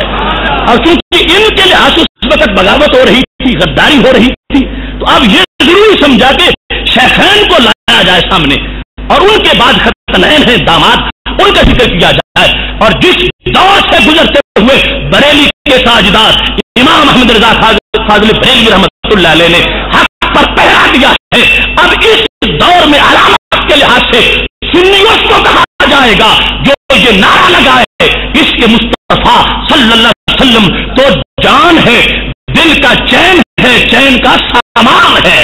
جس وقت رسول اللہ صلی اللہ علیہ وسلم کے محبت کے لحاظ سے اس درجے پہ پہنچا ہوا ہو کہ سرکار کی ذات کی طرف کسی معمولی عیب کو منسوب کرنا حرام سمجھتا ہو، اور اس کو اگر کوئی کرے تو اس کا رد کرتا ہو، اور دل کا اس کا جو جذبہ ہے ایسے معاملے میں بڑا اٹھتا ہو، اس بندے کو عرف میں سنی کہا جاتا ہے. محترم سامعین حضرات، اب دیکھیے لفظ اہل سنت و جماعت، اس میں بڑی وضاحتیں ہیں. آج جمعہ کا دن بھی ہے، اس بات سے ہمارے پاس گنجائش ہے، موضوع بڑا طویل ہے اور کچھ ہی بیان ہو سکے گا. اب یہاں پر ویسے عمومی طور پر بندہ سوچے تو سنت سے فرض کا مرتبہ بڑا ہے. فرائض زیادہ ضروری ہوتے ہیں، سنت اس کے مقابلے میں تھوڑی ضرورت ہوتی ہے. تو جو بڑی ضروری چیز ہو نام مشکل ایسے ہونا چاہیے تھا، یعنی ہمارا نام ہوتا اہل فرض و جماعت، لیکن ہمارا نام اہل فرض نہیں، اہل سنت. ایسے سنت سے تو واجب کا مرتبہ بھی بڑا تو ہوتا اہل واجب و جماعت، تو ہمارا نام اہل واجب و جماعت نہیں، اہل سنت و جماعت. اور ایسے ہی سنت کے مقابلے میں تو قرآن کا مرتبہ بڑا تو ہوتا اہل قرآن و جماعت، ہمارا نام اہل قرآن و جماعت نہیں، اہل سنت و جماعت. آخر اس کا سبب کیا ہے؟ تو محترم سامعین حضرات، سبب یہ ہے کہ لفظ سنت ایسا لفظ ہے کہ اس کے سوا باقی کوئی لفظ ساری ضرورتیں اس مقام پہ پوری نہیں کرتا. کیوں؟ فرض جو ہے وہ فرائض کو تو شامل ہے، سنت کو شامل نہیں ہے. لیکن یہاں پر لفظ سنت جس معنی میں بولا جا رہا ہے وہ سنت کو بھی شامل ہے، واجب کو بھی شامل ہے، فرض کو بھی شامل ہے. سنت سے مراد یہ نہیں ہے کہ جو فرض کے مقابلے میں ہو کہ یہ فرض ہے یہ سنت ہے. حضرت شیخ عبدالحق محدث دہلوی رحمۃ اللہ علیہ نے لمحات میں کہا سنت سے مراد یہاں پر ہے طریقۃ المسلوکہ فی الدین، الطریقۃ المسلوکہ فی الدین. مطلب کیا بنا؟ سنت سے مراد ہے شریعت، سنت سے مراد ہے دین. اب دین فرض بھی ہے، دین واجب بھی ہے، اور دین نفل بھی ہے، لیکن فرض میں صرف فرض آئے گا، سنت نہیں آئے گی. فرض میں فرض آئے گا، واجب نہیں آئے گا.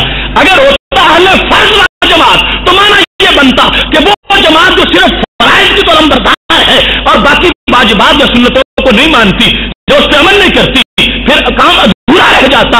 ہم جس وقت کہتے ہیں اہل سنت و جماعت تو مطلب یہ بنتا ہے مستحب سے لے کر فرض سب کو مانتے بھی ہیں، عمل بھی کرنے والے ہیں. یہ لفظ سنت ہے جو خالق کائنات جل جلالہ نے قرآن مجید میں خود استعمال کیا. سنت اللہ التی قد خلت فی عبادہ، اللہ کی سنت جو بندوں کے بارے میں گزر گئی.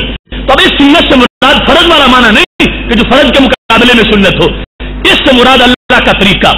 تو سنت الہی جس معنی میں استعمال ہوا ہے وہ فرائض کو بھی شامل، واجب کو شامل، سب کو شامل. اس واسطے ہم اپنے آپ کو اہل سنت کہتے ہیں، اہل فرض، اہل واجب یا اہل نفل نہیں کہتے.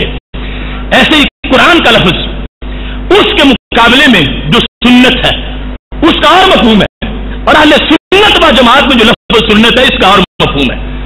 اہل قرآن ہوتا تو پھر اس میں بالخصوص سنت کا تذکرہ نہ آتا، براہ راست بالواسطہ بنتا. لیکن جو سنت کا مطلب ہم لے رہے ہیں اور جو مشائخ نے لیا ہے تو مطلب کیا ہوگا؟ اس سنت میں سنت بھی ہے، قرآن بھی ہے. جب دین کا سارا راستہ سنت کہلاتا ہے تو وہ راستہ قرآن ہی ہے، لہذا قرآن بھی سنت، سنت بھی سنت، یہ سارے کا سارا سلسلہ ایک لفظ سنت جس نے کوزے میں دریا بند کیا، دریا میں سارے سمندر بھی بند کر دیے ہیں. اور یہ وہ لفظ ہے کہ جس نے فرض، واجب، نفل، قرآن سارے دین کو اپنی لپیٹ میں لے لیا ہے، اور اللہ نے یہ تاج ہمارے سروں کو عطا فرما دیا ہے. اب اس کے ساتھ یہ آ گیا کہ ہم اہل واجب نہیں، اہل فرض نہیں، اہل قرآن نہیں، ہم اہل سنت ہیں. ساتھ ہی ایک نیا لوگوں نے نام نکالا تھا، ان کا شوق ہے جہاں کوئی اچھا نام ہو، بڑی سیٹ ہو، ہم اپنے نام لگوا لیں. ہم کہتے ہیں ہم اہل سنت सुन्नत हैं और हम अमलन मसलक में अहले हदीस नहीं है। हम अहले सुन्नत है, हमें इम्तियाज की जरूरत है कि जैसे हम अहले वाजिब नहीं, अहले फर्ज नहीं, अहले कुरान नहीं, ऐसे ही हम अवामी तौर पर मसलक के लिहाज से अहले हदीस भी नहीं। अहले हदीस वो बनेगा जो 25 साल हदीस पढ़ेगा और माहिर बनेगा, उस इमाम को अहले हदीस या साबिक हदीस कहा जाएगा। जिस शख्स को हदीस की किस्मों के नाम भी ना आते हो उसको अहले हदीस कहना ये सबसे बड़ा जुल्म है। इस वास्ते हम उस नुक्ते पे कायम है जिसमें रेडी लगाने वाला भी नाम अपना लिखवा सके। अब रेडी लगाने वाला सुन्नी तो हो सकता है मगर मुहद्दिस नहीं हो सकता, क्योंकि वो काम करता उसको दीन का पता नहीं। जो मुहद्दिस वाले हदीस तो वो होता है। इस वास्ते हम भाइयों अहले सुन्नत हैं और अहले हदीस नहीं है। इस वास्ते का अहले हदीस इल्मी मर्तबा है। जिस तरह मुफस्सिर को अहले तफसीर कहा जाता है और जिस तरह शरफी को अहले शरफ कहा जाता है और सूफी को अहले तसव्वुफ कहा जाता है, इसी तरह ही जिसने हदीस में उम्र गुजार दी हो उस मुहद्दिस को अहले हदीस कहा जाता है। क्योंकि हदीस और सुन्नत में फर्क है। हदीस और चीज है, सुन्नत और चीज है। सुन्नत तरीक़तुल मसलूका फी दीन और हदीस क्या है? हमारे महबूब अलैहिस्सलाम का कौल, फेल और तकरीर, आपका फरमान, आपका अपना किया हुआ काम या आपके सामने किया गया आप खामोश रहे।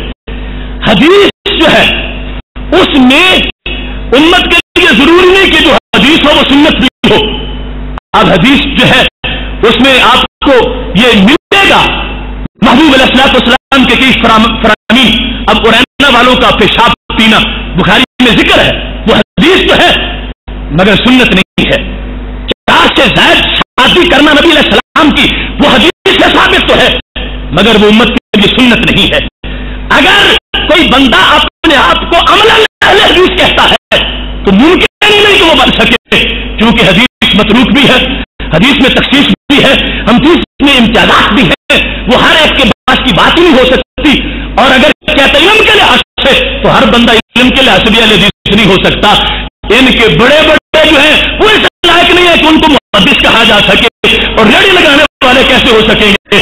इस वास्ते ये नाम है जो अवामी मसलक और अकीदे की पहचान करवाता है, जिसको अहले सुन्नत के साथ ताबीर किया जाता है।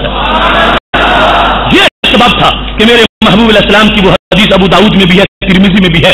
क्या फरमाया? अलैकुम बिसुन्नती व सुन्नतिल खुलफाए राशिदीन, तुझ पर मेरी सुन्नत लाजिम है और मेरे खुलफा की सुन्नत लाजिम है।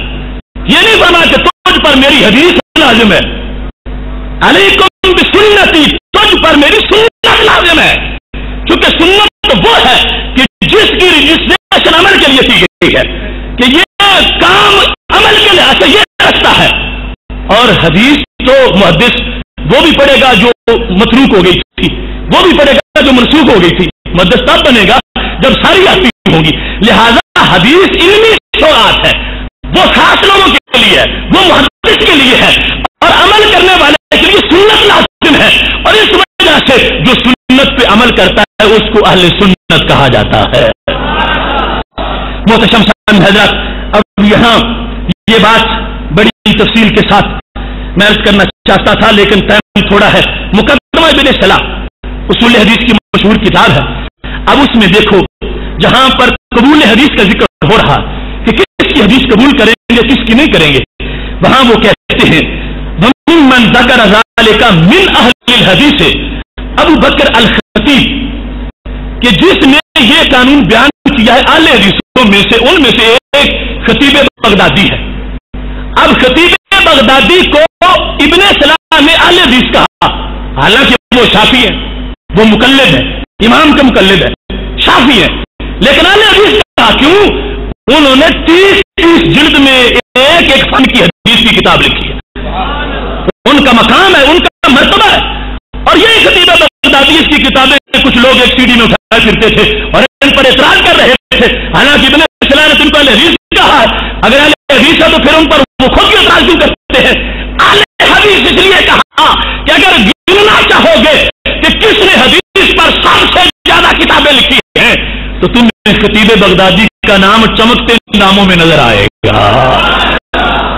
ऐसा अहले हदीस होता ہوتا ہے، ایسا اصحاب حدیث ہوتا ہے. اور ایسے ہی اس کے سوا میں پورے وثوق سے کہہ رہا ہوں، جامع ترمذی میں درجنوں بار یہ لفظ آیا ہے، قال اہل الحدیث اور قال اصحاب الحدیث. درجنوں بار امام ترمذی نے یہ لفظ استعمال کیا ہے، اور ایک بار بھی امام ترمذی نے کسی جاہل کے لیے نہیں، امام کے لیے استعمال کیا. اب جامع ترمذی سیاستہ میں سے انہوں نے لفظ اہل حدیث استعمال کیا اور اصحاب حدیث، اور کہا جہاں ایک طرف ان کی رائے ہے اور دوسری طرف ایک اور امام کی رائے ہے، اور اماموں کی بات کرتے وقت ایک امام کو اہل حدیث سے تعبیر کر رہے ہیں. تو انہوں نے کہا قیامت تک کے لیے اہل حدیث جس کو بننا ہو تو وہ گھر 25 سال کے لیے چھٹی کر کے نکلے اور پڑھے، اور پھر جا کے عمل کے لحاظ سے پھر بھی اہل سنت ہوگا، لیکن اپنے مذہب کے لحاظ سے اس کی سیٹ اہل حدیث کی بن جائے گی. اس کو حدیث میں بات کرنے کا اللہ نے شرف عطا فرما دیا ہے. کتنے سستے عہدے لوگوں نے حاصل کر لیے ہیں کہ جو منصب بڑی دور کے بعد جا کے ملتا تھا، وہ گھر بیٹھے بیٹھے کوئی کپڑے کی دکان میں بیٹھا، وہ محدث والا اپنے اوپر لیبل اس نے بھی لگا لیا کہ میں اہل حدیث ہوں، میں اہل حدیث ہوں. احمقوں کی کیا کمی ہے صاحب، ایک ڈھونڈ 2000 ملتے ہیں. یہ صورتحال بنی ہوئی ہے. ایسے معاملے کے اندر یہ امام ترمذی کا جو قول جامع ترمذی میں، اس کو بھی میں پیش کر رہا ہوں کہ انہوں نے یہ غیر لطف خیروں کے لیے اور ریڈیو لگانے والوں عام لوگوں کے لیے اہل حدیث کے لفظ کو معاذ اللہ استعمال کر کے اس کو بس جیب نہیں بنایا، انہوں نے صرف اس کا استعمال ان لوگوں کے لیے کیا ہے جن کو اللہ نے فن حدیث میں کمال عطا فرمایا ہے. اب یہاں پر ایک ان کے گھر کی بات بھی بڑی ضروری ہے. 1926 میں ایک کتاب چھپی تھی روپڑ سے. روپڑ ایک علاقہ ہے جہاں کے رہنے والے روپڑی ہوتے ہیں، تو وہاں سے یہ کتاب چھپی، اس کا نام ہے اہل حدیث کی تاریخ. اب اس میں انہوں نے 21 تاریخیں اہل حدیث کی ہیں. اب جس نام کی کسی ایک تاریخ پر کسی کو یقین نہ آتا ہو، اس کی حقیقت ان میں کیا موجود ہوگی. اب ہمارے سنت اور ہمارے نزدیک جامع معنی تاریخ ہے، ما انا علیہ واصحابی. اس کتاب میں ان کے نزدیک انہوں نے 21 تاریخیں اہل حدیث کے لفظ کی ہے، اور 21 تاریخوں سے بھی دل مطمئن نہیں ہوا، اور بولی دی تھی انہوں نے 1924 میں. انہوں نے کہا تھا کہ ہم 10,000 روپے انعام رکھ رہے ہیں، کوئی بندہ اہل حدیث کی سچی تعریف کر کے ہمیں دے. 10,000 انعام اعلان کیا گیا تھا 1924 میں، اور 26 میں یہ کتاب چھپی اور 21 تاریخ اس میں کی گئی، مگر پھر بھی وہ اپنے گھر کا پورا تعارف نہ کروا سکے. حق والو تمہیں مبارک ہو، اللہ نے تمہارا اہل سنت ہونا تمہارے ماتھوں پہ لکھ رکھا ہے. اب کیا اس کتاب میں ہماری بات موجود ہے جو میں تمہارے سامنے پیش کر رہا ہوں، جو چوتھی تعریف انہوں نے کی. چوتھی تعریف کے لفظ سن لیجیے اور ہمارے موقف کی ان کے گھر سے صداقت دیکھیے. چوتھی تعریف یہ ہے، اہل حدیث اس کو کہتے ہیں جو قرآن شریف اور حدیث نبوی صلی اللہ علیہ وسلم کا بطور کلی ماہر ہو. قرآن مجید اور حدیث نبوی کا بطور کلی ماہر ہو، پھر اور زبان عربی کی اصطلاحات اور قواعد زبان سے پورا واقف ہو. قرآن مجید کا بھی ماہر بننے کے لیے 15-16 سال لگانے پڑتے ہیں، اور حدیث شریف میں مہارت حاصل کرنے کے لیے بھی اتنے سال لگانے پڑتے ہیں. پھر عربی گرامر بھی آتی ہو اور پھر اصطلاحات بھی آتی ہو، پھر جا کے تاکہ منشأ حدیث کے مطابق عمل کرے یا ایسے کامل شخص کا متبع اور مقلد بن جائے کہ تب جا کے وہ حدیث کے مطابق جو نعرہ ہے کہ ہم حدیث کے مطابق عمل کرنا چاہتے ہیں. اس تعریف والے نے کہا کہ پہلے ماہر قرآن کے بنے، حدیث کے بنے، گرامر کے بنے، پھر جا کے اگر سمجھ لیں تو پھر کہہ سکتے ہیں کہ ہم اپنی منشا کے مطابق حدیث پر عمل کر رہے ہیں، یا پھر بھی بالآخر کسی ماننے والے کو جو ماہر ہے حدیث کا، آخر اس کا دامن پکڑ کے مقلد بننا پڑے گا، یا ایسے کامل شخص کا متبع یا مقلد ہو. اس کے خلاف انہوں نے کہا اس کے سوا کسی کو اہل حدیث نہیں کہتے. اب یہ کتنی زیادتی ہے. 1926 میں جو تعریف تھی اس میں تو یہ ضروری تھا کہ قرآن صرف آتا ہی نہ ہو، ماہر ہو، یعنی ترجمہ نہ آتا ہو، ناسخ منسوخ جانتا ہو، شان نزول جانتا ہو اور اسرار و رموز جانتا ہو، استنباط اجتہاد کر سکتا ہو اور حدیث کی وہ ذخیرہ ہزاروں کی تعداد میں اس میں مہارت ہو، گرامر کا ماہر ہو، یہ ساری چیزیں ہوں، تو پھر وہ کہہ سکتے تھے بندہ اپنا نام اہل حدیث رکھوا سکتا ہے، ورنہ وہ جھوٹا ہوگا، وہ اہل حدیث کہلوانے کا مستحق نہیں ہوگا۔ اس کتاب کے صفحہ نمبر 19 اور صفحہ نمبر 3 کے اوپر اور دیگر صفحہ نمبر 7 کے اوپر بالخصوص جو میں نے بات پڑھی ہے وہ لکھی ہوئی ہے کہ جس میں وہ حافظ عبداللہ امرتسری جو اس کا مصنف تھا اس نے اس بات کو واضح کیا، اور وہ موقف جو میں پیش کر رہا ہوں اس کی اس نے پوری وضاحت کر دی کہ عمل کے لحاظ سے بندہ اہل حدیث ہو ہی نہیں سکتا، علمی منصب ہے، اور علمی منصب جو ہے اس کے بعد یا تو بندہ مجتہد بن جائے گا، اگر مجتہد بنے تو اس کا اللہ کے فضل سے مقام ہے کہ وہ کرے سمجھ لے، اگر مجتہد بننا بڑی دور کی بات ہے، یا پھر مجتہد نہ بن سکا تو پھر بھی گزارا تکلیف کے بغیر نہیں ہوگا، مگر اہل حدیث کہلوانے کے لیے انہوں نے جو 4 شرطیں بیان کی ہیں وہ آج ان میں سے کسی میں بھی نہیں پائی جاتی، اور نام وہ رکھوا رہے ہیں جو نام ان شرطوں کے مطابق ان کے اسلاف نے جائز قرار دیا تھا۔ ایسے ہی اس میں جو 19ویں صفحے پر جو تعریف اہل حدیث کی اس میں بھی یہ کہا گیا کہ احادیث کو جمع کرنے والوں کا نام اصحاب الحدیث ہے، جس کا دوسرا لقب اہل حدیث ہے، کہ جو بندہ جامع حدیث ہو، حدیث کی کتابیں لکھے، حدیث جمع کرے، سند بیان کرے، زندگی اس میں لگائے، اس کو وہ کہتے ہیں اصحاب حدیث کہیں گے، لقب اس کا اہل حدیث ہوگا، باقی عام بندے کے لیے یہ اجازت نہیں ہے۔ تو یہ ایک سستا سودا سمجھ کے لوگوں نے اس کو اپنے مذہب کے نام کے طور پر یہ ڈکلیئر کرنا شروع کر دیا، اس کا کوئی بھی تاریخی پس منظر نہیں ہے، اہل سنت نام ہے جو شروع سے عملاً مسلک کر رہا ہے۔ اب ان لوگوں کو اس میں بڑی بے چینی بھی ہے، کہیں تو مسجدوں کے ساتھ اہل حدیث لکھواتے ہیں، اور جب ادھر سے ہٹنا چاہتے ہیں تو پھر بریکٹ میں اہل سنت بھی لکھوا لیتے ہیں۔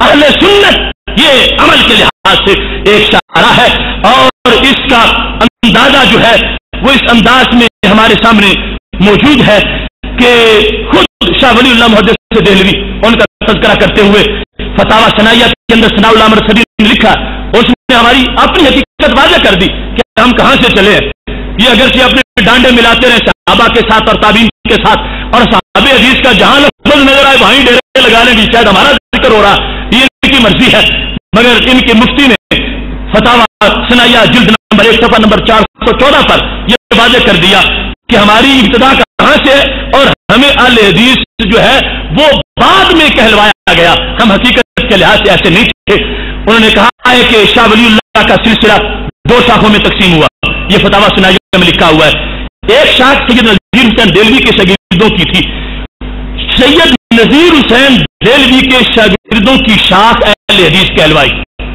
تو پتہ چلا اس سے پہلے وجود نہیں تھا۔ شاہ ولی اللہ کے کچھ بگڑے ہوئے شاگرد وہ جس وقت اس طرف گئے تو ان کا نام جا کر ایک طرف اہل حدیث پڑا، اور ایک شاخ جو تھی وہ دیوبند کی طرف چلی گئی، جبکہ حقیقت میں ان کا اس امت کے راستے سے تعلق تھا جو کہ اہل سنت کا شروع سے آ رہا ہے، اور یہ ناخلف اولاد تھی جنہوں نے اپنے آپ کو مختلف ناموں سے مشہور کیا۔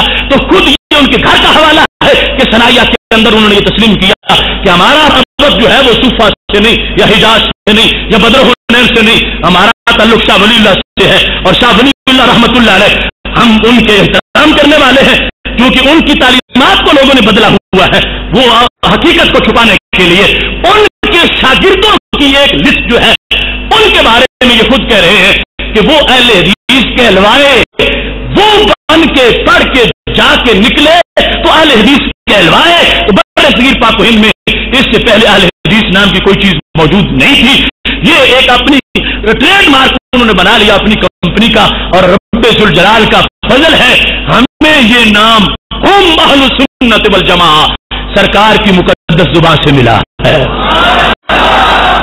محتشم سامعین حضرات، اب موضوع پھر بھی بڑا طویل ہے، میں اپنے کلمات کو اس پر ختم کرنا چاہتا ہوں کہ تفصیل کا اب مزید وقت نہیں رہا، لیکن ایک بات بڑی ضروری ہے، وہ بات حضرت شیخ عبدالحق محدث دہلوی رحمۃ اللہ علیہ نے ایک مقام پر کی لفظ اہل سنت کے بارے میں، کہنے لگے کہ یہ اہل سنت کا نام اگرچہ متعارف بعد میں ہوا، لیکن اہل سنت کہا اسی کو گیا کہ جو پہلے صحابہ کا عقیدہ تھا۔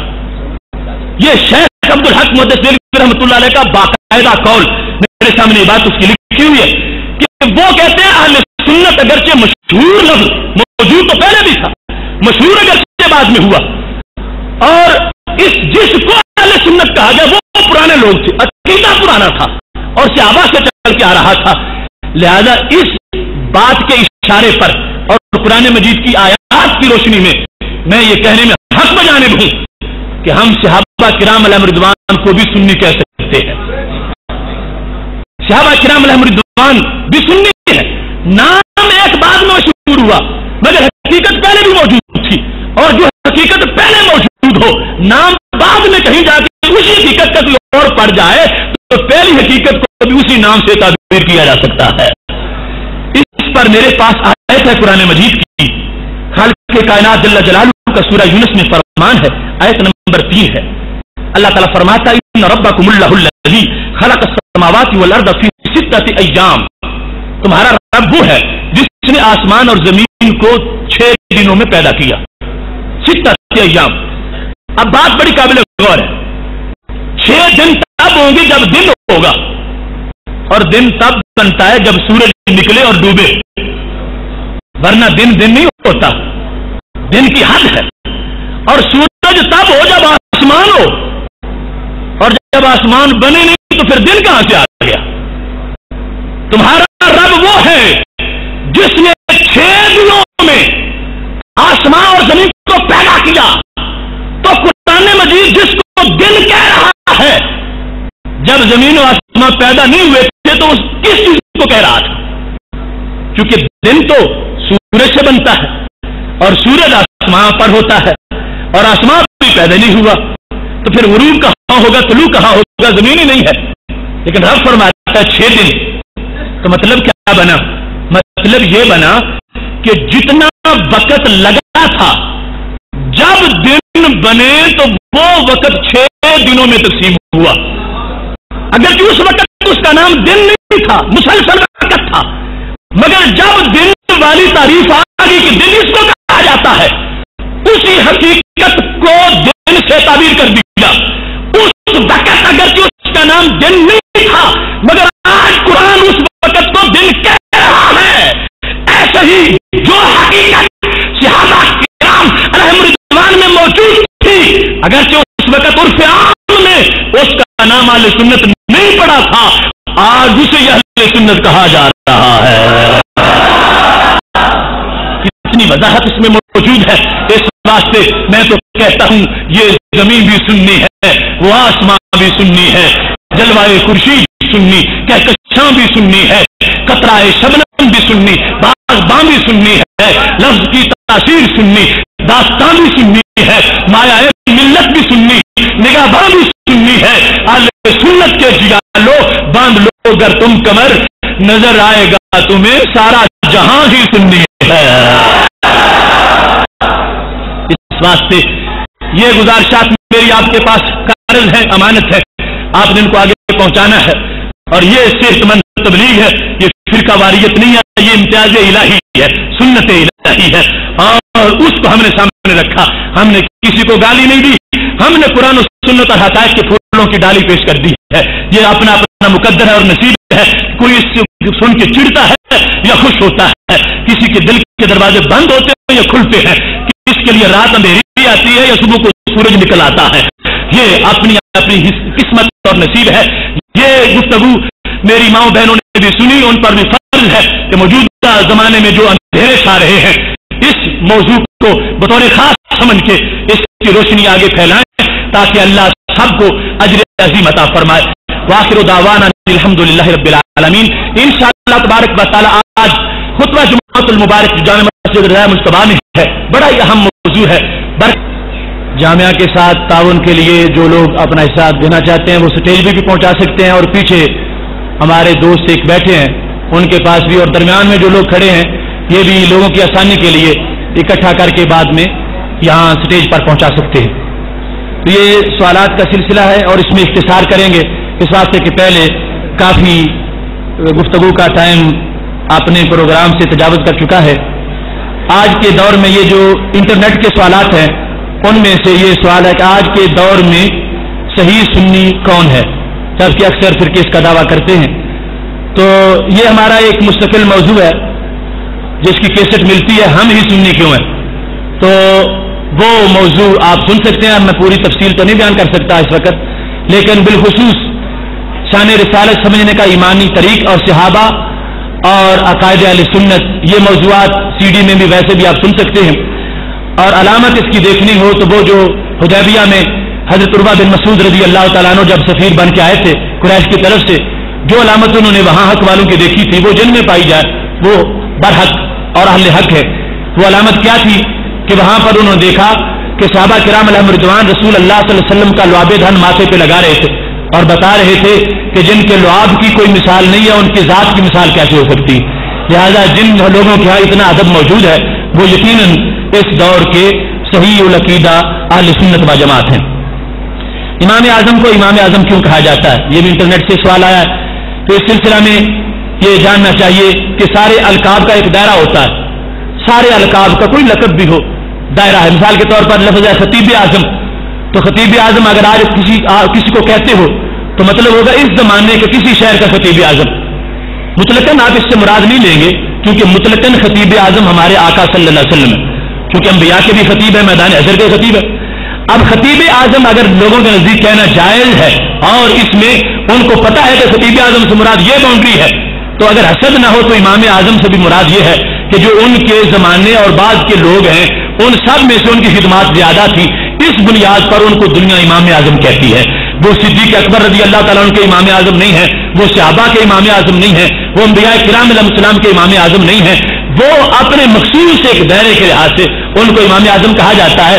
اور میرے پاس 6 اس کے حوالہ جات ہیں کہ جو لوگ آج امام اعظم ابو حنیفہ کو امام اعظم کہنے پر اعتراض کرتے ہیں ان کے بڑوں نے 6 مقامات پر امام صاحب کو امام اعظم لکھا ہے اور امام اعظم تسلیم کیا ہے.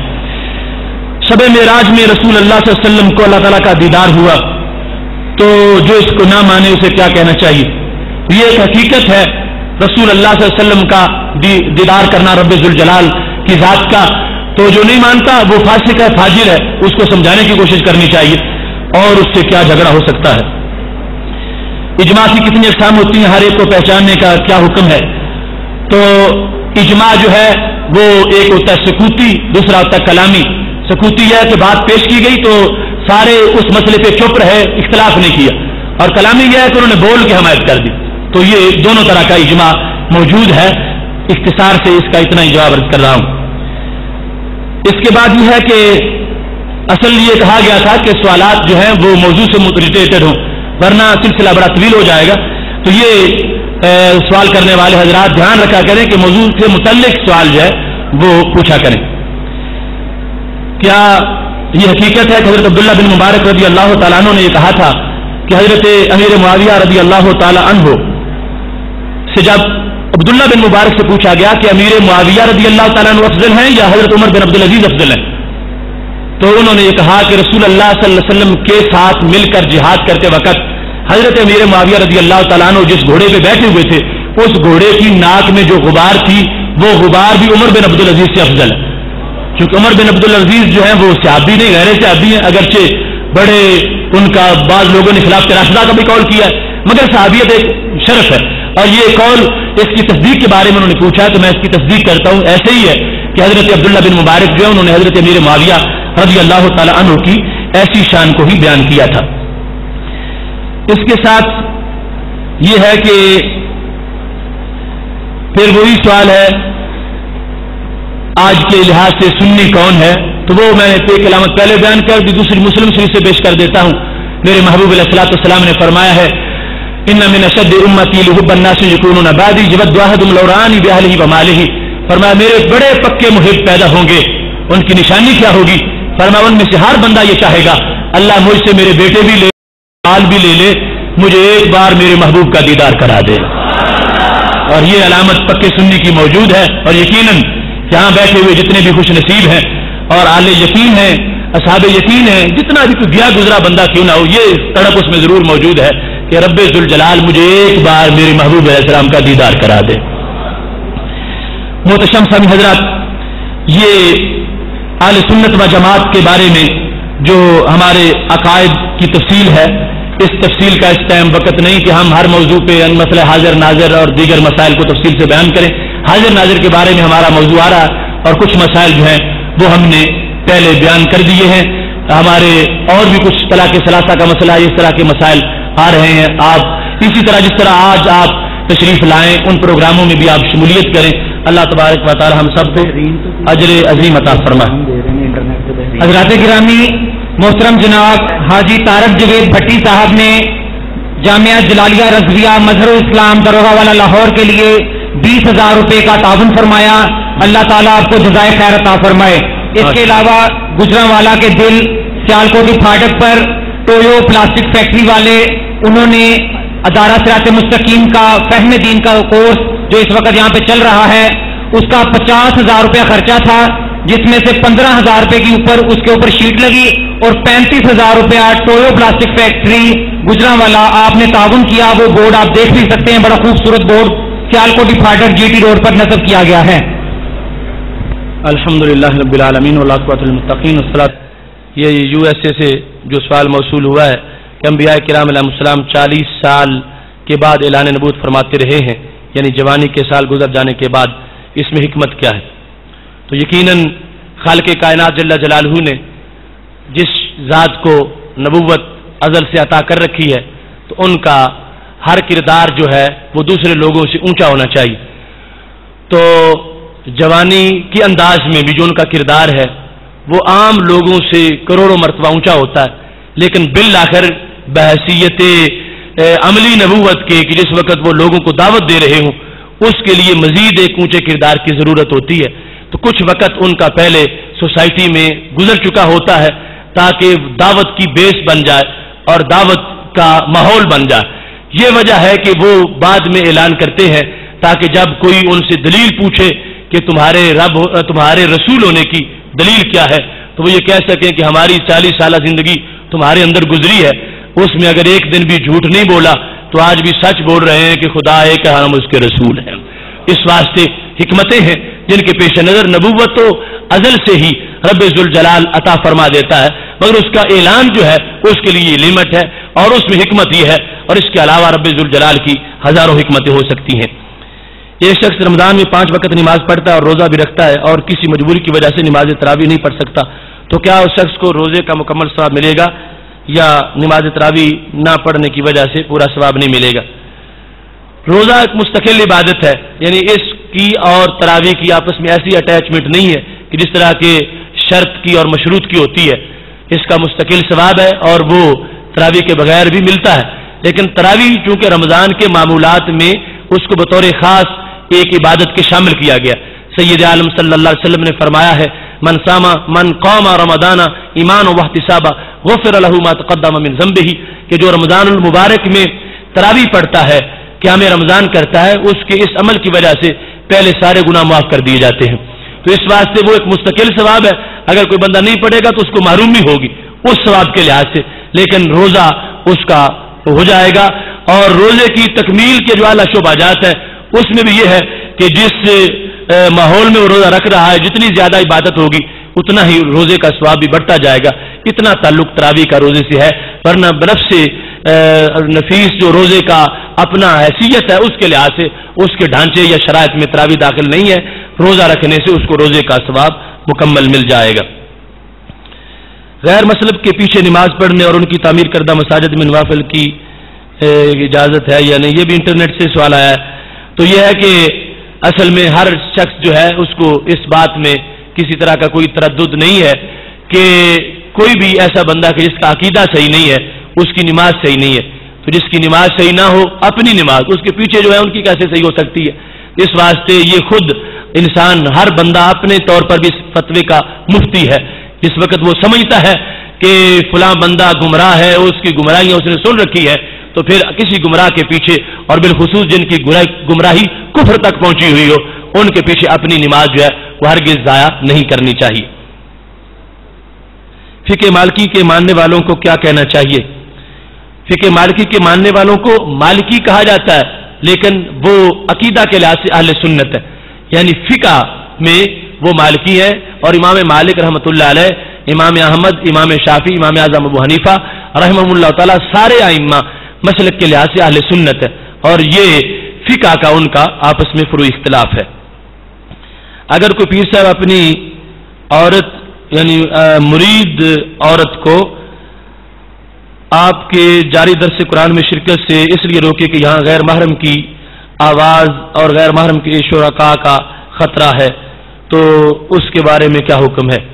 یعنی یہ بہت اچھا پہلو ہے کہ اگر پیر حضرات ایسی پابندی کروانا شروع کروائیں کہ عورتیں، چونکہ عورتوں کا پیر سے بھی پردہ ہوتا ہے، اور پھر آگے عام جو مرد کی آواز ہے اس سے بھی عورت کا پردہ ہے، یعنی عورت کو آواز عام غیر محرم مرد کی نہیں سننی چاہیے، مگر شریعت مطہرہ نے اس آواز کو مستثنا کیا ہے جو دین متین کے مسائل پر مشتمل ہو، ورنہ کبھی بھی عورت کے لیے امام کے پیچھے نماز پڑھنا جائز نہ ہوتا کہ امام قرات کرے گا اور عورت کو سنائی دے گی اور غیر محرم کی آواز سننی پڑ جائے گی، اور وہ بھی پھر نماز کے اندر، تو بہت بڑا مسئلہ بن جاتا۔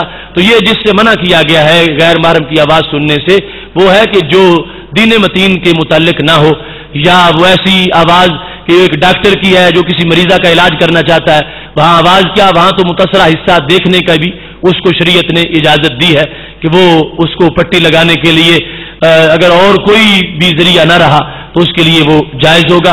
بہرحال جتنی پابندی کی جائے اس سلسلہ میں وہ اچھی ہے، لیکن درس قرآن کے لحاظ سے یہ بات ذہن میں رکھی جائے کہ جب کہ پردے کا علیحدہ بندوبست کیا گیا ہے اور پردے کا اہتمام مکمل ہے، اس میں صرف آواز جو ہے اس کے لحاظ سے کوئی قباحت موجود نہیں ہے، جو کہ قرآن و سنت کی تشریح کی آواز ہے وہ سننے کی اجازت فقہ اسلامی میں موجود ہے۔ دنیا کا علم حاصل کرنا عبادت ہے، تو یہ ہم نے جس طرح کے پہلے بیان کیا ہے کہ اسلام میں کوئی چیز بھی دنیا نہیں ہے اگر بندے کا اسلام کامل ہے، یعنی مطلب کیا ہوگا کہ جو بندہ بھی کوئی کام کرتا ہے اور اسلام کے لیے کرتا ہے تو وہ دنیا بھی اس کی دین بن جاتی ہے، جس طرح کہ سید عالم صلی اللہ علیہ وسلم نے فرمایا کہ کچھ گناہ نماز پڑھنے سے نہیں جھڑتے، مگر کوئی رزق حلال کی نیت سے گھر سے نکلتا ہے، اس غم کی وجہ سے وہ گناہ جھڑ جاتے ہیں۔ تو اب اس میں اس نے کوئی تہجد تو نہیں پڑھی، اس نے ٹوکری اٹھانے کے لیے گیا ہے، لیکن اس لیے گیا ہے کہ ان بیوی بچوں کا خرچہ اسلام نے میرے ذمہ لگایا ہے، لہٰذا میں نے پورا کرنا ہے، اور میں نے حرام سے ان کو نہیں کھلانا، حلال سے کھلانا ہے۔ اور مزدوری میں وہ اپنی نماز پڑھ رہا ہے لیکن مزدوری کرنے جا رہا ہے، تو اس کا وہ مزدوری کرنا دنیا کا کام ہے لیکن وہ دین کا کام بن گیا۔ تو علم تو بالآخر ایک روشنی ہے، لیکن اس میں نیت یہ ہونی چاہیے کہ ایک تو ہے ڈائریکٹ دین کا علم اور ایک ہے انڈائریکٹ دین کے لیے مفید علم۔ جتنے بھی دنیا کے شعبہ جات ہیں، اگر کوئی شخص ٹیکنالوجی اور دیگر فیلڈز کے اندر پڑھ رہا ہے اور اس لیے پڑھتا ہے، اس کو ضروری دین کی سمجھ ہے، وہ پہلے پڑھ چکا ہے، اس سے یہ نہیں کہ بالکل ہی بے خبر ہو، آیات چند بھی نہ آتی ہوں، فرائض کا بھی پتہ نہ ہو، اور دوسری طرف وہ ساری زندگی گزار رہا ہو۔ پہلے ضروری دین کی باتیں پڑھ چکا ہو اور پھر وہ دنیا کے مختلف میدانوں میں پڑھ رہا ہے، اور نیت یہ ہے کہ میں اسلام کو فائدہ پہنچانا چاہتا ہوں اور مسلمانوں کو فائدہ پہنچانا چاہتا ہوں، تو یقیناً اس کا وہ پڑھنا اللہ کے دربار میں کار ثواب شمار ہوگا اور اس میں کوئی قباحت نہیں ہوگی۔ میں گنہگار بندہ ہوں، توبہ استغفار کرتا ہوں، میں مسجد کا خادم ہوں، جو لوگ مجھے نہیں جانتے وہ مجھے حاجی کہتے ہیں، کیا میں لیکن میں حاجی نہیں ہوں، میں نے حج نہیں کیا، تو میرے پاس اتنی گنجائش نہیں کہ میں حج کر سکوں، آپ میرے لیے دعا فرمائیں۔ اللہ تبارک و تعالی اس شخص کو بار بار زیارت حرمین شریفین اور حج کی توفیق عطا فرمائے۔ ایک عورت جو وفات پا چکی ہے، جس کی عمر تقریباً 80 سال ہے، نماز جنازہ پڑھی گئی، مٹی ڈال کر جب دعا کی گئی تو اس کے علاقے کے مولوی صاحب نے کہا کہ اذان پڑھی جائے، تو یہ کیا اذان پڑھنا جائز ہے؟ تو اذان جو ہے شریعت میں اس کے جو مقامات بیان کیے گئے ہیں، اذان نماز کے علاوہ وہ ہے کہ جب کہیں عذاب کا خدشہ ہو تو اذان پڑھنے سے عذاب ٹل جاتا ہے، اذان پڑھنے سے عذاب اٹھ جاتا ہے، یہ حدیث شریف میں موجود ہے۔ تو چونکہ جس وقت کسی بندے کو زیر خاک کر دیا جاتا ہے تو فوراً اس کی آزمائش شروع ہو جاتی ہے، اور وہاں بھی شیطان اس کو گمراہ کرنے کی کوشش کرتا ہے، یعنی اتنا زہریلا ہے کہ جس وقت اس سے کہا جاتا ہے مر ربو کا، تیرا رب کون ہے، تو یہ قبر سے باہر کھڑے ہو کے اس کو اپنی طرف اشارہ کرتا ہے کہ میرے بارے میں بتاؤ۔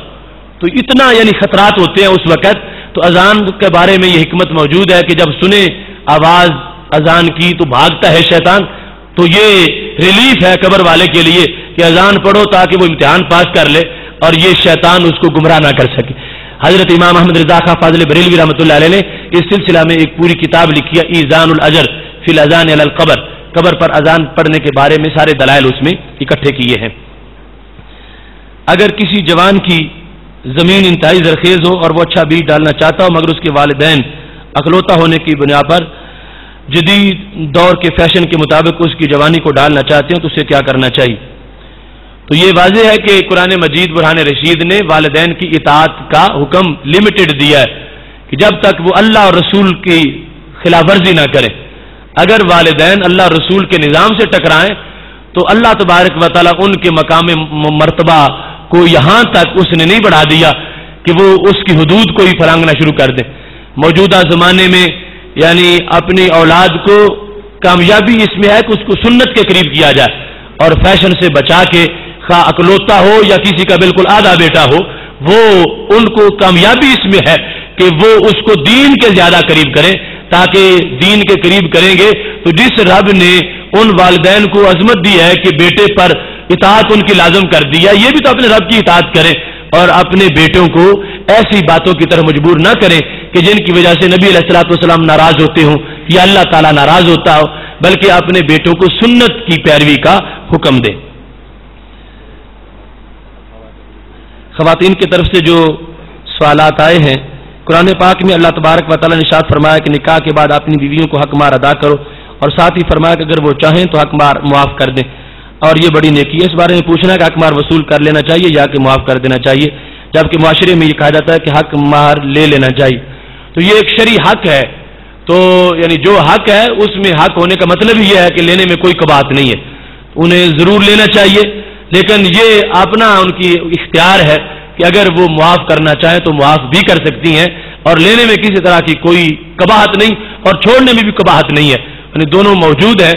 اللہ تبارک و تعالیٰ نے جن چیزوں میں اختیار دیا ہے تو اس بارے میں ہر ایک کی اپنی مرضی ہے وہ جس مرضی جو چاہے اس مرضی کے مطابق وہ اپنا معاملہ کر سکتی ہیں.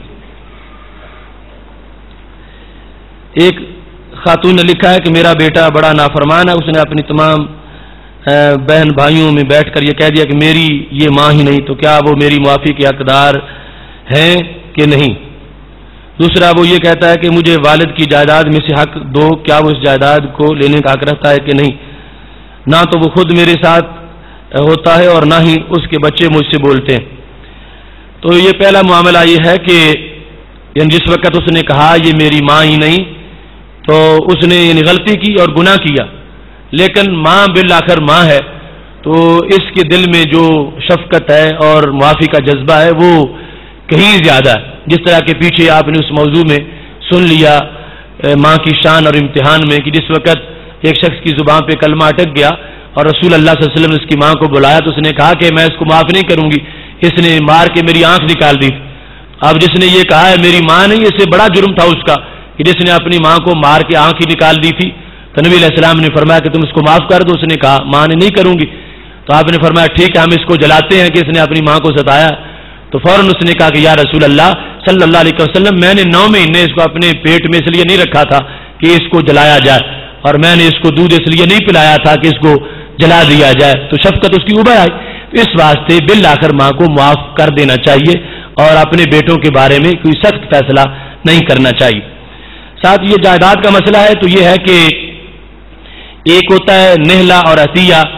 وہ جس طرح زندگی میں والدین مستحسن سمجھے سارے بیٹوں کے حق کے لحاظ سے جو چھوٹے ہیں ان کی شادیوں کے لحاظ سے ہمشیرگان کے خرچے کے لحاظ سے مکمل نصاب ایک تیار کر کے اس میں سے جتنا حصہ اس کا بن سکتا ہے اتنا اس کو ضرور دیں اور اس کو ایسی شکایت کا موقع نہ دیں کہ جس کی وجہ سے وہ یعنی والدین کا بغض دل میں رکھے اور اس طرح جہنمی بن جائے. یعنی یہ والدین کی خیر خواہی ہوگی اپنی اولاد کے ساتھ کہ وہ اپنی اولاد کا دل اپنے بارے میں کھٹا نہ ہونے دے ان کو کوئی ایسا موقع نہ آنے دے. یہ بہتری ہے ان کے ساتھ. باقی جو ترکہ اور ورثہ اس کا حق تب متعلق ہوتا ہے جب والد صاحب فوت ہوں گے تو پھر بعد میں جو بچے گا اس کو ترکہ کہا جا سکتا ہے اس کو ورثہ کہا جا سکتا ہے اور اس کے ساتھ بھی جو شریعت کا قانون ہے اس کے مطابق وہ تقسیم ہوگا. اس کو پہلے ورثہ کو ورثہ کہہ کے تقسیم نہیں کیا جا سکتا. اس کے علاوہ والد صاحب اگر تقسیم کرنا چاہتے ہیں کوئی چیز بطور تحفہ اور برابر طور پر، کیونکہ محبوب علیہ السلام کے پاس جب ایک شخص آئے تھے اور اپنے بیٹے کے بارے میں کہا تھا کہ میں نے اس کو اتنا دیا ہے، تو سرکار نے فرمایا کیا سارے بیٹوں کو اتنا دیا ہے؟ تو اس نے کہا نہیں سب کو تو نہیں دیا. تو آپ نے فرمایا اس سے بھی پھر واپس لے لو، یا تو سب کو دو یا کسی کو بھی نہ دو. اور بالخصوص ورثہ کے احکام جو ہیں وہ بعد از وصال متوجہ ہوتے ہیں. اللہ تبارک و تعالی ہم سب کو عمل کی توفیق عطا فرمائے. وآخر دعوانا الحمدللہ رب العالمین. ایک بات